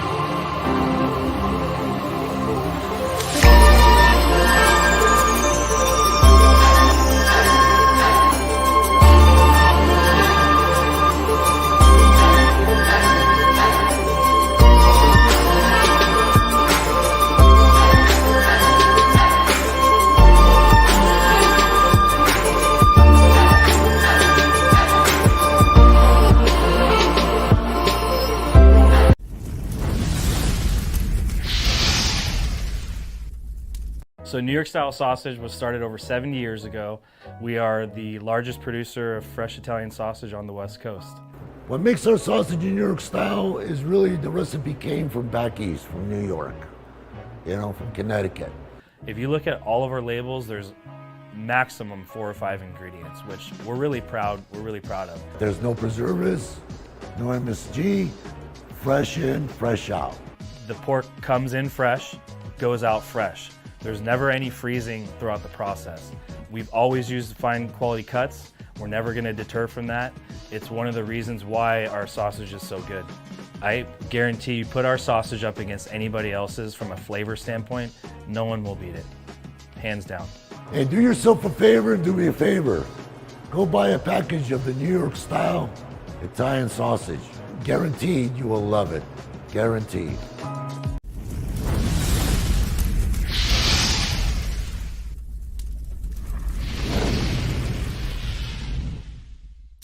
All right, welcome back to the Krug Show on a Thursday. And of course, bottom of the screen, you see the scroll that the Krug Show hit Scottsdale, Arizona earlier this month, courtesy of New York style Italian sausage. And we've got an incredible New York style Italian sausage contest that we're going to have on the channel for April and May. And basically, all you need to qualify is to be a video caller. If you dial us up on the New York style sausage line on the video call, at the end of the day, we'll decide who the best video call of the show is throughout April and May's live streams.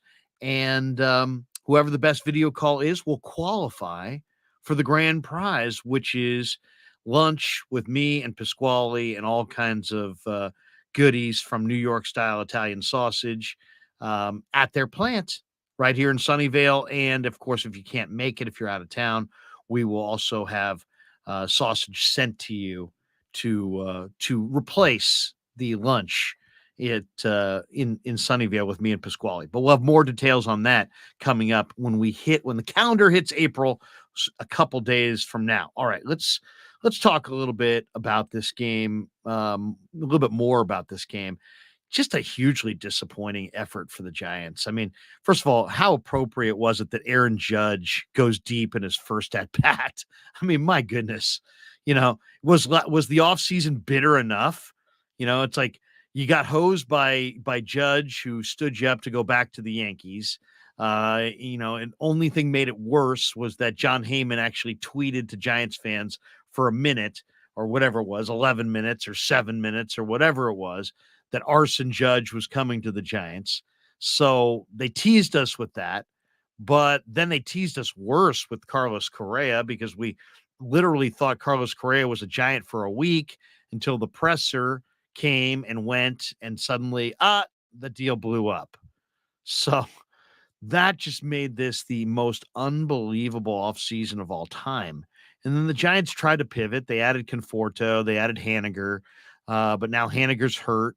And, the stated goal from Farhan, who basically hid out the rest of the offseason and all of spring. It's amazing. I mean, Farhan's done so little media. It's just ridiculous. But the whole game plan was, we're going to be better defensively, younger and more athletic up the middle. And they're just not. I'd love to pretend they didn't say that, but they said it. The same center fielder they had last year is Yaz, and he's back. And he hit 214 last year, and he hit 220 the year before that. And he had a terrible spring. And then he went 0 for 2 today with 2 more strikeouts, hitting in the 5-hole. And you're sitting there and you're going, what the hell are they doing? There's nobody out there in baseball that you could have gotten that was better than Mike Yastrzemski to play center field after you stated you wanted to get younger and more athletic. You come back with Yaz and put him in center. I mean, that's just ridiculous. Crawford is 36. He's going to have to play every day at shortstop. He went 0 for 2 with a couple strikeouts today. Thairo Estrada looks like the best player on the team because he's one of the very few guys they have that's actually in the prime of his career. Yaz is too old. Crawford's too old. Jock Peterson looks like he's in bad shape. He struck out 3 times today. He looks like he's got a boiler. They're hitting Wilmer Flores third. I mean, how many teams in the big leagues hit Wilmer Flores third? I mean, it's just absolutely amazing. And the most amazing is that they kissed off both Longoria and Belt, who were well above average defensive players. So now they're worse on the corners defensively. Lamont Wade is not a good defensive first baseman, and he hit 207. And they're not just playing him at first base every day. He's like the guy. He's like on pace to probably play every day and get 500 at bats. He had 207, and he's not really even an established big leaguer. So, I mean, is there anything been more startling than looking at these two lineups today? DJ LeMahieu, Aaron Judge, Rizzo, Stanton, Donaldson, Torres, Volpe at the bottom of the lineup. Their hotshot rookie. Compared to Wade, Conforto, Flores, Jock, Yaz, Estrada, Crawford, Sable. And wow. And the Giants got 4 singles. 4 singles. That's it. No extra base hits. This is one of the most live yards in all of baseball. They got 4 singles. Garrett Cole punched out 11, but then Peralta came on. He struck out 2. That Marinaccio struck out 3 in 2 innings. The Yankees are just on a totally, totally different level than the Giants. But, then you go back and look at the way they pared down this roster. Did they go with Casey Schmidt, who would have been exciting? No. They sent him back to the minor leagues. Did they go with Steven Piscotty, who had a real nice spring and would have been a real easy guy to root for? No. They released him at his request because he wasn't going to make the team. They acquired Matt Beatty from Kansas City for cash. He came up in this game and struck out. I mean, it's just like, they have Roberto Perez, who's kind of an older, not much offense backup catcher.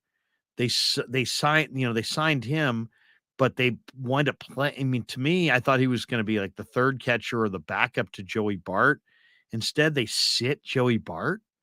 So what's the purpose of that? Joey Bart is like Joey Bart should play every day. Casey Schmidt should be playing third every day.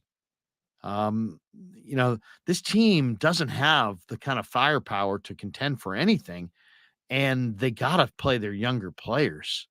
I mean, I don't know. And then they picked up I read before the game, they picked up Farhan's option for 2024. Why?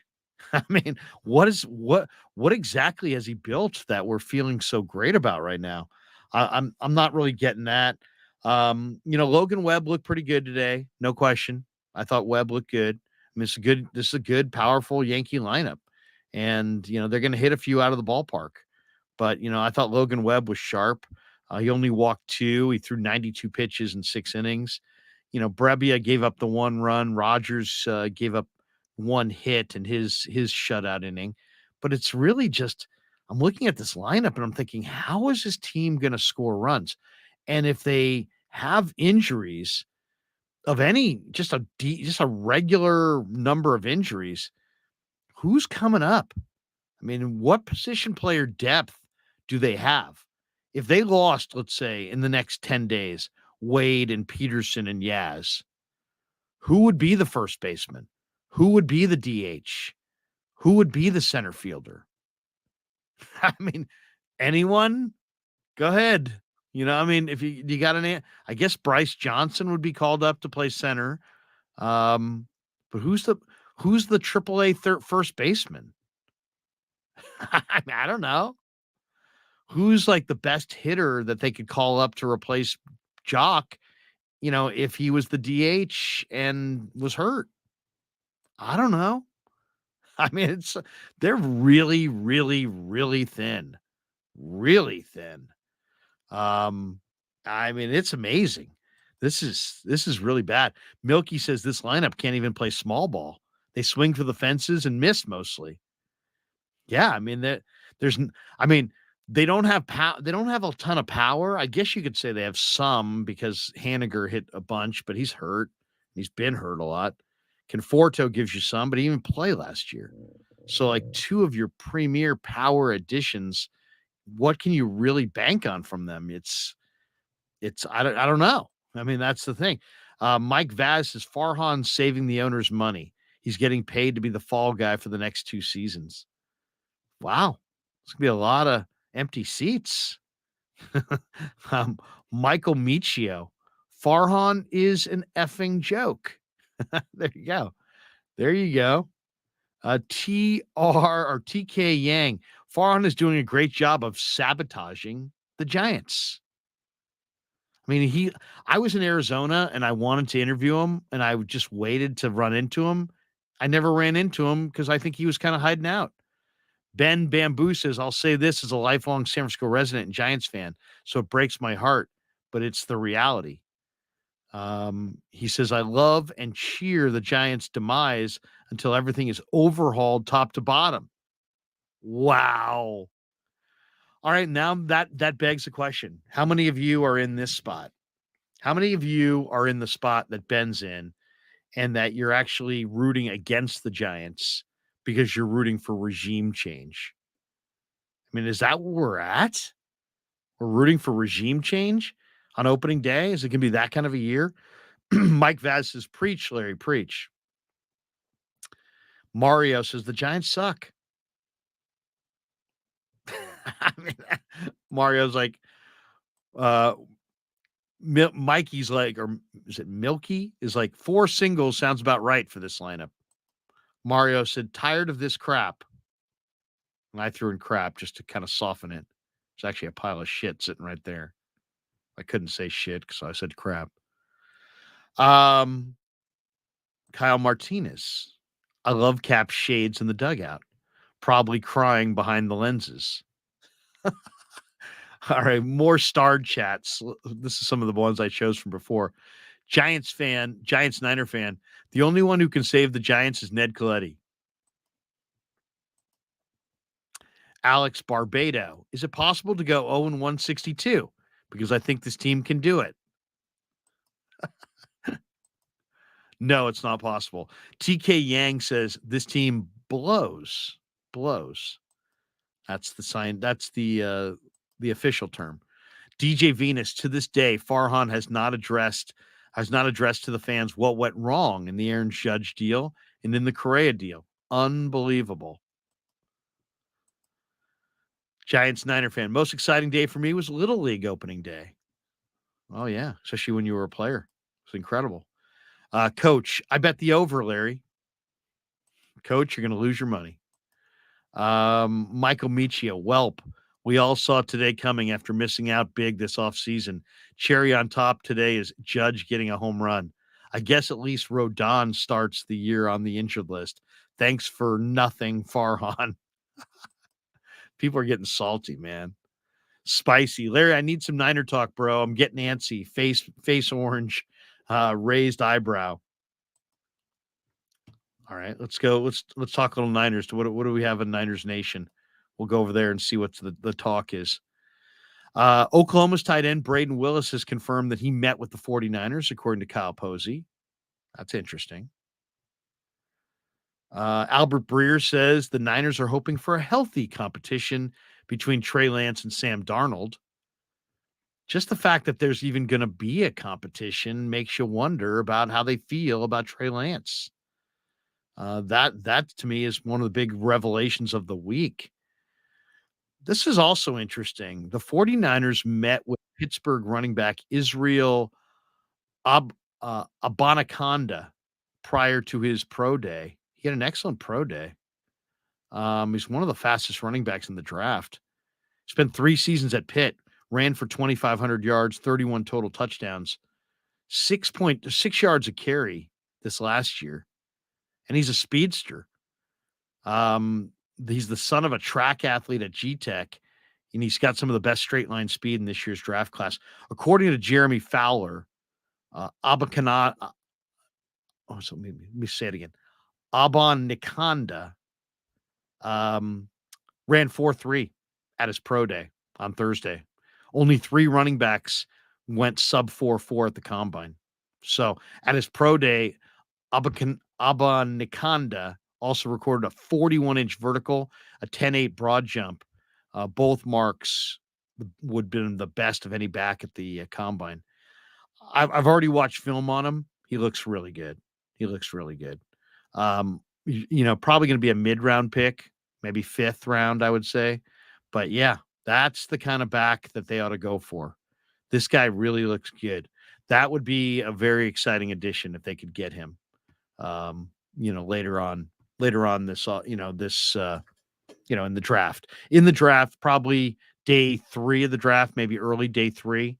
I don't think the Niners is needing a running back, but if you can get to me, there's one kind of back that they could use, and that is a speed back. Somebody somebody who does run 4.3, and this guy's a great athlete, and he's got pretty good size, pretty good power. I watched him run. He's definitely not one of these guys that's 180 pounds. And this guy's got some good heft to him, and that's good. So if you're running 4.3 and you've got good size, really an exciting player. So I hope that would be a nice one if they went for Anabakanda. Anabakanda. Easy for me to say. All right. More chats here from Joe Boyd, Fire Farhan, and Gabe Kapler. There you go.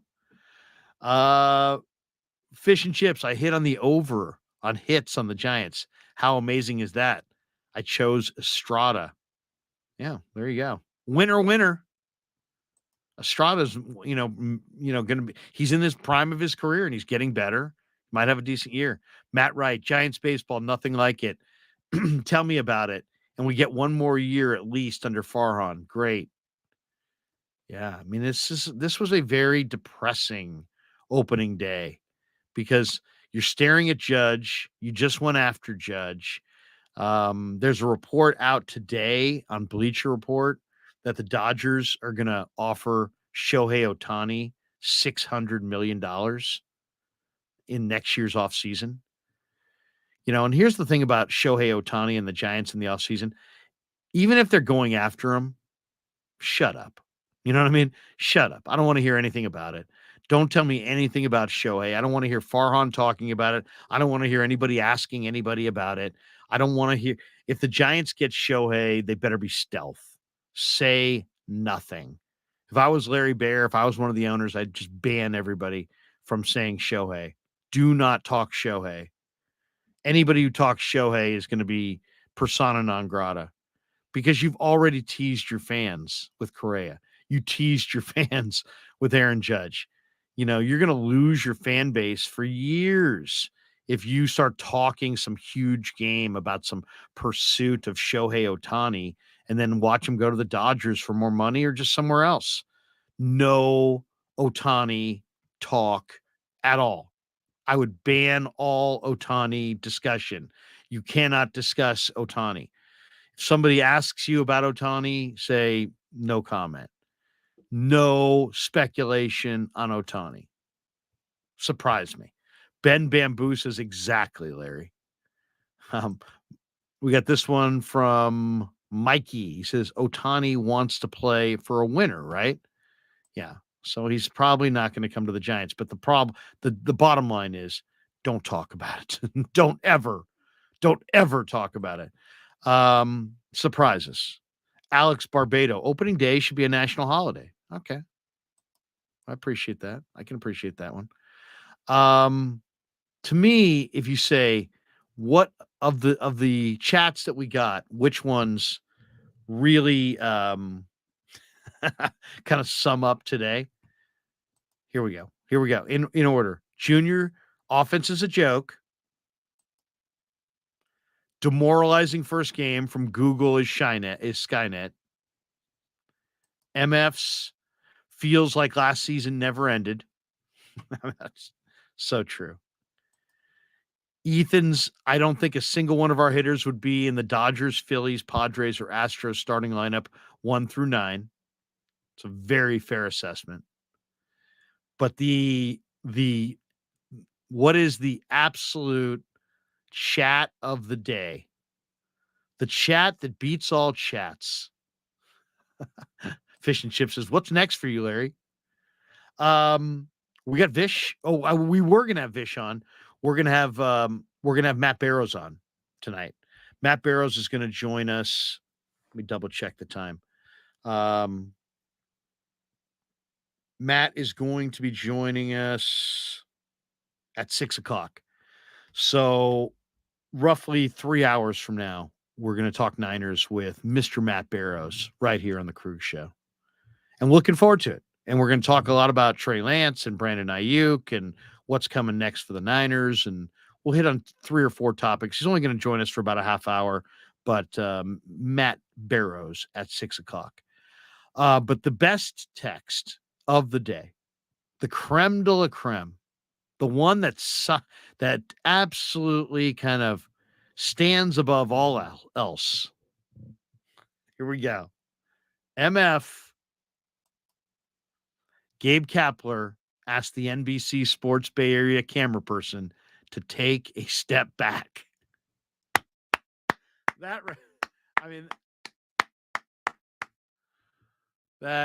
is epic. That is epic. Excuse me. Could you back up, please? Man, there's going to be all kinds of subplots and side stories and little drama, but that one is just awesome.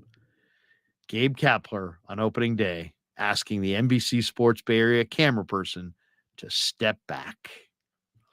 I think Giants fans would like to step back from watching the Giants. I think Giants fans would like Gabe and Farhan to not step back, but step down.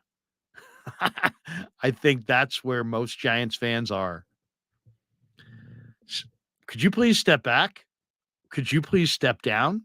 That would have been it would have been an awesome exchange if it went like that. Excuse me, you're a little too close. Can you step back? Excuse me, you're a little too losing. Could you step away from the managerial post? Oh, that is awesome. Joe Boyd, I'm going to watch another team until they fire Gabe and fire Farhan. Oh, that is beautiful. We've got this one, fish and chips. I can do the hoovering. We got this one from Mitchell and Ness. I agree with Carol T. Who are the Giants fooling that they are not in a rebuild mode? You got to have something to build. They want to do a kitchen remodel, but they've got a sledgehammer out and they're still knocking down their former Formica from 1977. And they're still crushing, tile that was part of the original kitchen. They haven't even, their rebuild. A rebuild means you have to have new tile and new appliances and new flooring. You can't do a rebuild without the ingredients. They're still doing a teardown. This is not a rebuild. This is a slow, laborious, painful to watch teardown. If you like the deconstruction, then this is for you. If you're one of those people that, it's like most people like to see a winner. Other people like to see like somebody build a team. This isn't even that. This is the tearing down of a once great team. This is like they're still beating the thing down. They're still ripping it out. It's just taking a while. Joe Boyd, I'm a Giants fan, but Farhan is screwing over the franchise because he's working for the Dodgers. Ben Bamboo, rebuilding with macaroni and glue. I used to love playing with macaroni and glue. Like for preschool. I don't even think it was glue. I think it was paste. Remember paste? It's kind of like the glue's friend. Cool breeze. I can't believe they tell Johnson you made the roster and then send him down last minute and bring in an 083 hitter. Yeah, how's that? Bryce Johnson just got screwed over today. How about Wisely? Supposedly Wisely's parents were going to be there, and then they weren't sure if he was going to be up or not. And then I heard he was getting sent down. The game notes said he was getting sent down. Then he was a defensive replacement. So they kind of screwed up that kid's whole major league debut. I don't know if his family was there or not. It sounds like they were going to be there. We're told he was going to be in the minors, maybe weren't there, and then he debuted without them. Is that possible? I don't know the details on that. I probably got that wrong, but still. Fish and Chips says, rebuild? You can't rebuild without bricks. Goal of Michael Michio. The goal of this season is to root for Bruce Bochy and Brandon Belt in Texas. There you go. Big Giants fan. Yeah, I watch the Rangers every night. Joe Boyd. The Giants need superstars, and they need to draft superstars, but they never do that because Farhan is the worst vice president in baseball. Fish and Chips. Demo alert. Demo alert. Yeah. What is this? This is a guy, Michael Michio. Farhan has been a mole for Friedman all along. You think he's a Benedict Arnold? He's like a double agent. He's planted in the Giants' offices, but he's still secretly working for the Dodgers. If you could prove that, that would probably be the top story on SportsCenter. Farhan Zaidi still works for the Dodgers, just happens to live in San Francisco and claim he's working for the Giants. We got this one from Joe Boyd. Every player on the team doesn't even try anymore. Logan Webb is the only one trying. Oh my gosh. We got this one from Alex Barbado. He says, I'd be at least stoked to see Ramos out there, but no, we get Yaz. Seriously, they don't want to play Ramos because Ramos might fail. Instead, they give you Yaz, who hit 220 the last 2 years and then 214 and then hit 120 this spring. I mean, does Yaz have pictures of people? I mean, does Yaz own the team? Is he related to Larry Bear? Start calling him Mike Yastrzemski Zaidi. I mean, who's Yaz related to? What's the purpose of that? I'm not getting that. You know what's even funnier are the people that defend them going with Yaz. Ben Bamboo, be a Giants fan, Warren, not a Giants sycophant. Oh, what did Warren say? Let's see. He says he will follow the Giants since 1960. So there you go. He's an old school guy. Warren Schubert. I follow the Giants no matter what. Okay, it's fine. Nobody's banging on him. We don't have to call Warren a sycophant just because he's following the Giants no matter what. Warren can see what the rest of us can see. Carol T says, I want to see the kids. Mine? They're in the house. I could get them to come on out. I think she means like VR, Bart, Ramos. Do they have any other kids? Harrison, Casey Schmidt. Why can't they promote Casey Schmidt? I don't get that. Ben Bamboo, Giants fans want the team to be better and demand it. Sycophants don't care either way. Okay, there you go. I agree. Nobody likes a sycophant. Doesn't even sound good. How you doing? I'm a sycophant. Ooh, sounds bad. Rob says, I don't get picking up the option. Nothing on the farm, nothing up with the team, can't sign free agents. What would you say you do here? You need more of this for what? Yeah, seriously. Rob, you know what? That might replace, could you back up? Can the cameraman back up? But anytime I get to get a glimpse of Gabe's weirdness, that's always awesome because he's seriously weird. I don't know. What can you say? Giants can't hit. They just can't hit. They don't hit. They can't hit. Joe Boyd, this team will have the top 5 worst record this season. Michael says, current Giants regime is like a tech startup gloating all this promise and pulling in angel investors only to fall flat on their face out of the gate. You're painting a very, very vivid picture. It's a very vivid picture. Fish and Chips, could the team today beat the San Jose Giants? I mean, that's the depressing part about this is that the team, it's like the standard for what's acceptable is so freaking low. Why? This team, the first thing you got to do is you got to have you got to up your standards. It's like, it's weird the way they put this team together. I mean, you could not find a first baseman that hits better than Lamont Wade Jr.? Really? I find that hard to believe. Find that really hard to believe. Um, you can't get a better third place hitter than Wilmer Flores? Really? You couldn't find a more exciting person to put in center field than Mike Yastrzemski off of 2 horrendous years? That's amazing. I mean, the futility of Farhan and his ability to put together a team that's even mildly interesting. Even if you replaced Wade with Wade, even if you replaced Yaz with Yaz, and what I mean by that is, who are those guys? There's not a lot there. Even if you replace them with other guys where there wasn't a lot there, we still would have a month or so to have to figure out if the team's any better. But now watching guys who failed last year, who failed in spring training and are failing now, I mean, the lack of creativity with that is through the roof. And you're going to send a guy like Bryce Johnson, who just led the majors in steals and had a tremendous cactus league. You're going to send him back to the minors when he clearly outplayed Mike Yastrzemski.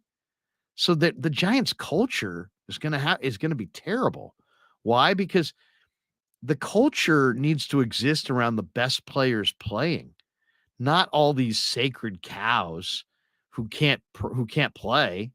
I mean, there's not a sacred cow is a bad thing, but that's bad if they can play. If you're a sacred cow and you can't play, what's that worth? Why are you going with Yaz?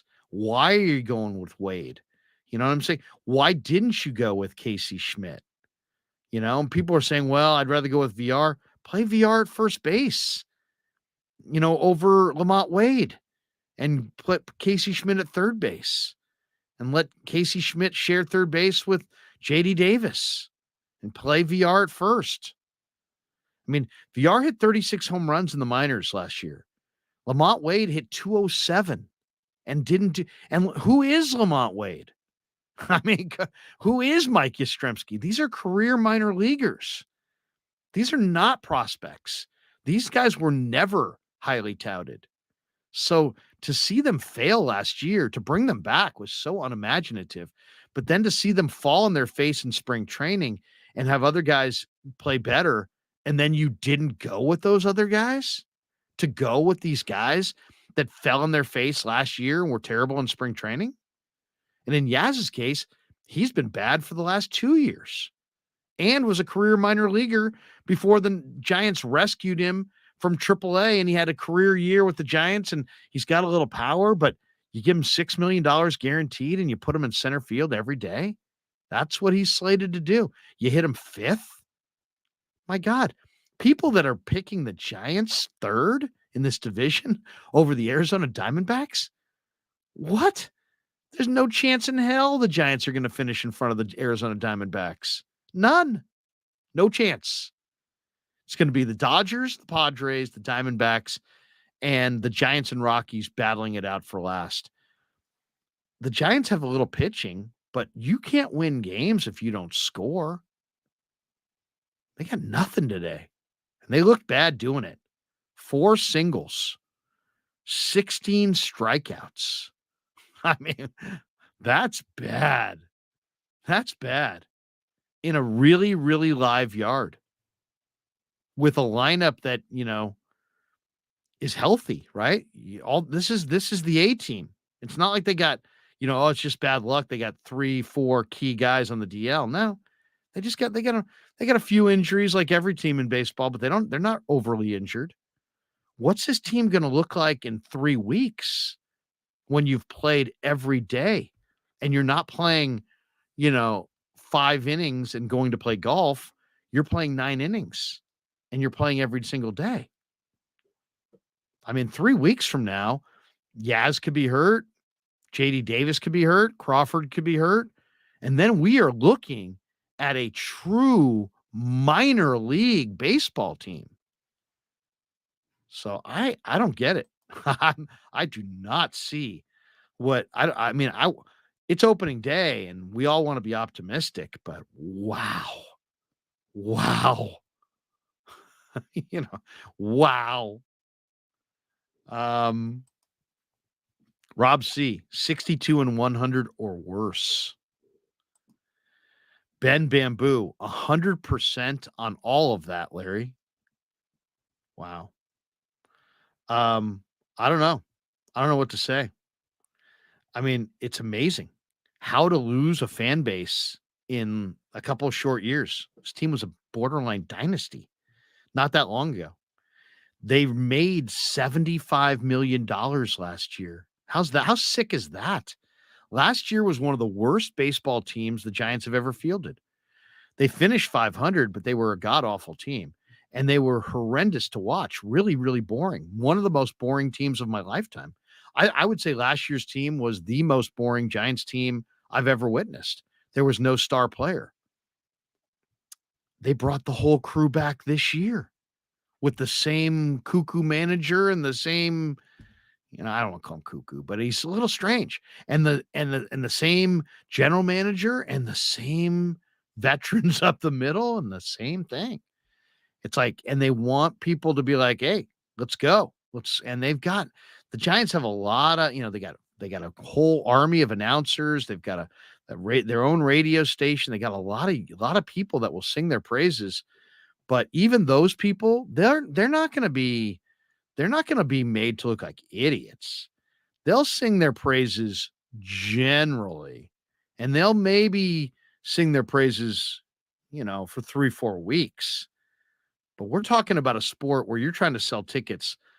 April hasn't even got here. All of April, all of May, all of June, all of July, all of August, you got 6 months of baseball to promote, and you don't have a single guy that anybody really is all that fired up about. I mean, I like Logan Webb, but wow. Wow. Did Gabe Kapler really say that this is the best roster he's ever had? That's amazing. I mean, somebody needs to ask him to follow up on that. Gabe, here's how the question needs to be phrased. Gabe, you said this was the most talented team you've ever had here. Can you expand on that? Because that's amazing. That's an amazing statement. The best team he's had here was this team that we're looking at today, with Wade leading off and Flores in the 3-hole and Yaz in the 5-hole and 4 singles and 16 strikeouts. This is the best team you've ever had here? Really? This is a better team than the team that had Buster Posey and won 107 games? Come on. I mean, that when you hear statements like that, it makes you go, I'm turning that off. That's delusional. I mean, there's no way around that. That's kind of delusional. Fish and chips. Yeah. Giants made $74.9 million last year. So there's roughly 30 owners. So they each got a nice little check for, $2 million and change at the end of the year. Is that what they're about at this point? Is each one of these owners, if they were individual, they all own the same share, are they about their 2.2 million, 2.1 million or whatever it was? 2,085,000, whatever they got. Is that worth the most boring team in that you've ever had? And how are they going to feel about this team going forward? I mean, Ben's like laughable. Joe's like worst franchise in baseball. Mark Graves, Giants management and cap are blowing smoke. The fans are not falling for it. I mean, it's like Joe Boyd, the Giants are a laughing stock. Rob C, Larry, you should have Gabe on the show and see how long he stays on. Oh, I'll be down there. I might have to ask a couple questions. I may have to throw a question there. and see where it goes, because this is going to get worse before it's going to get better. We can't call this a rebuild because there's nothing there to rebuild with. This is still a teardown. Giants Niner fan, nothing like it. That's it. That's it. That just shows that they don't have a clue. Joe Boyd is now going above these guys. Is Greg Johnson, who is one of the owners, right? That's Charles Johnson's son. Says Greg Johnson does not care about Giants fans. There's going to be less of them. They keep putting a team out like today. It's supposed to be entertainment. You got the Warriors starting the playoffs down the street. I mean, you got 49er minicamp around the corner. The draft is here. The audience for the NFL is growing by leaps and bounds. The Warrior popularity is soaring. What's happening to the Giants' popularity? What's happening to the Giants franchise? It's really an amazing time in their history. Rob Reggiardo says Gabe's deal is he's a company man. Ask the Dodgers. He marches to whatever the beat is, not going to call anybody out or cross the front office. Meanwhile, Bochy is elsewhere. I don't know. I don't know what to say. The Doug It says, how do you know if they don't play Bart in VR if there's hope? Exactly. I mean, if you're going to have Bart on the roster, play him. If you're going to have VR on the roster, play him. These are the young. I mean, if you have building blocks on your team, it's Bart and VR. Let's go through the Giants lineup. Who's a building block? Is Wade a building block? No. Is Conforto a building block? No. Is Flores a building block? No. Is Jock Peterson? Is Jock a building block? No. Is Yaz a building block? No.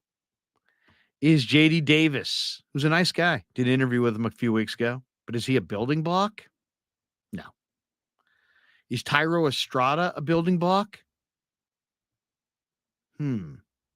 Maybe. I'll give you a maybe on Estrada. Is Crawford a building block? No. Is Sable a building block? We're not even sure if Sable's a major leaguer. Is VR a building block? We don't even know if he's a big leaguer either, but I would probably say that he's as close as they come, as they have, to a building block. Is Wisely a building block? No. Roberto Perez? No. Matt Beatty? No. Joey Bart? Possibly. So you have, of the position players that played today, you have Joey Bart, you have David VR, and you have Tyro Estrada, who are potentially the building blocks. And that ain't very much. I mean, and VR couldn't, VR and Bart didn't get in the lineup, and Estrada did. That's it. So you really only had one building block player in the lineup on opening day. And you wonder why attendance is down. You don't have a jersey. You don't have a player that anybody wants to buy a jersey from. I'll say this. The Giants ought to take whatever their 3 or 4 prospects that they feel like they could part with and trade them for an everyday player that the fans could buy a jersey of, whether it be Brian Reynolds, trade Marco Luciano and two other of your top prospects for a Brian Reynolds. Why? Because at least you'll have a major league player that people can focus on. You'll at least be operating in the present, which jives with, the fans are buying tickets in the present. So I'd like to buy a ticket to watch somebody that I don't know that I'm going to see when I buy that ticket. So they need to find a young position player that they can build around and add that player. Otherwise, it could be a really, really long year. Scary Scary. I mean, it really, really is scary. We got this one from Joe Boyd. If Farhan would have drafted better, we wouldn't be in this situation.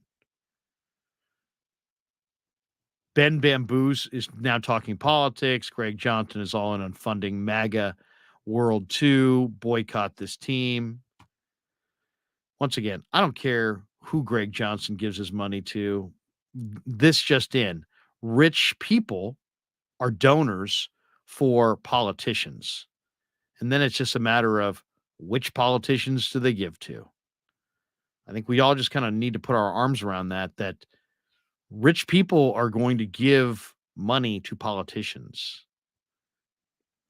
If they're right-wing rich people, they're going to give them to right-wing politicians. If they're left-wing rich people, they're going to give them to left-wing politicians. That's just the way it is. Rob C. Bochy's team scored 11 runs today. Oof, God. We got this one. The Doug It says, the Doug It, one guy, Estrada. He says, you got to play the young guys. I think he means the young guy. Fish and Chips is Farhan and Kapler a building block. Nice guys. I don't know if they're going to be here too long. Rob C. Fire Farhan, fire Kapler. I've been saying it since last season, and now we have to deal with them through the 2024 season. Alex Barbado, this is a good idea. He says, get Jazz Chisholm from the Marlins. Then we can talk. Yeah, exactly. That's what I'm saying. Go trade for a young athletic player that we can watch right now. Although, I mean, what difference does it make if 3 years from now, Marco Luciano is a good hitting left fielder? You're going to lose huge percentages of your fan base if you're this boring all year. People have to have somebody to watch. You can't have nobody to watch. Michael Michio, Jazz Chisholm is the future of this league. Get him. Yeah. So there you go. Here we go. I agree with this one too. Mitchell and Ness not trading Carlos Rodon was a huge mistake by the Giants. Yeah, it really was. It really was. As far as the super chat, we've read this one before. Who's the bigger fan between Ned and Sabes of the Miners? He said it's very close, very close. But thanks for that, Gilbert. All right, that's going to do it for us at 6 o'clock, which is about it's 3:38 right now. At 6 o'clock, Matt Barrows is going to stop by on the Krug Show, and we'll break things down. We'll talk a little 49ers and some of the stories of the day. Maddie's got a mailbag out, and we'll get into more on the Niners off season and what's coming up with the draft. Giant Niner fans got one more. He says, what happened to Villar? Thought he was the starter. Yeah, I don't know. I have no idea. What did happen to Villar? It's just simply because Gabe decided he wanted to play Wilmer. I don't know. I mean, either way, come on. Villar did not have a good spring, so it's not like, oh my God, if they had just had Villar, they would have been awesome. Ben says not getting anything for Bum or Rodon were huge mistakes. We let both just walk for nothing in return. Farhan and others at their best again. So, yeah. Anyway, rough first one for the Giants. They did not hit. Where's the offense? Where is the offense? Join us at 6 for a little Matt Barrows breakdown. Until then, we're out. Yeah, never met a man I've been scared of. Careful, you won't get exactly what you asked for. Here for whatever you bring me.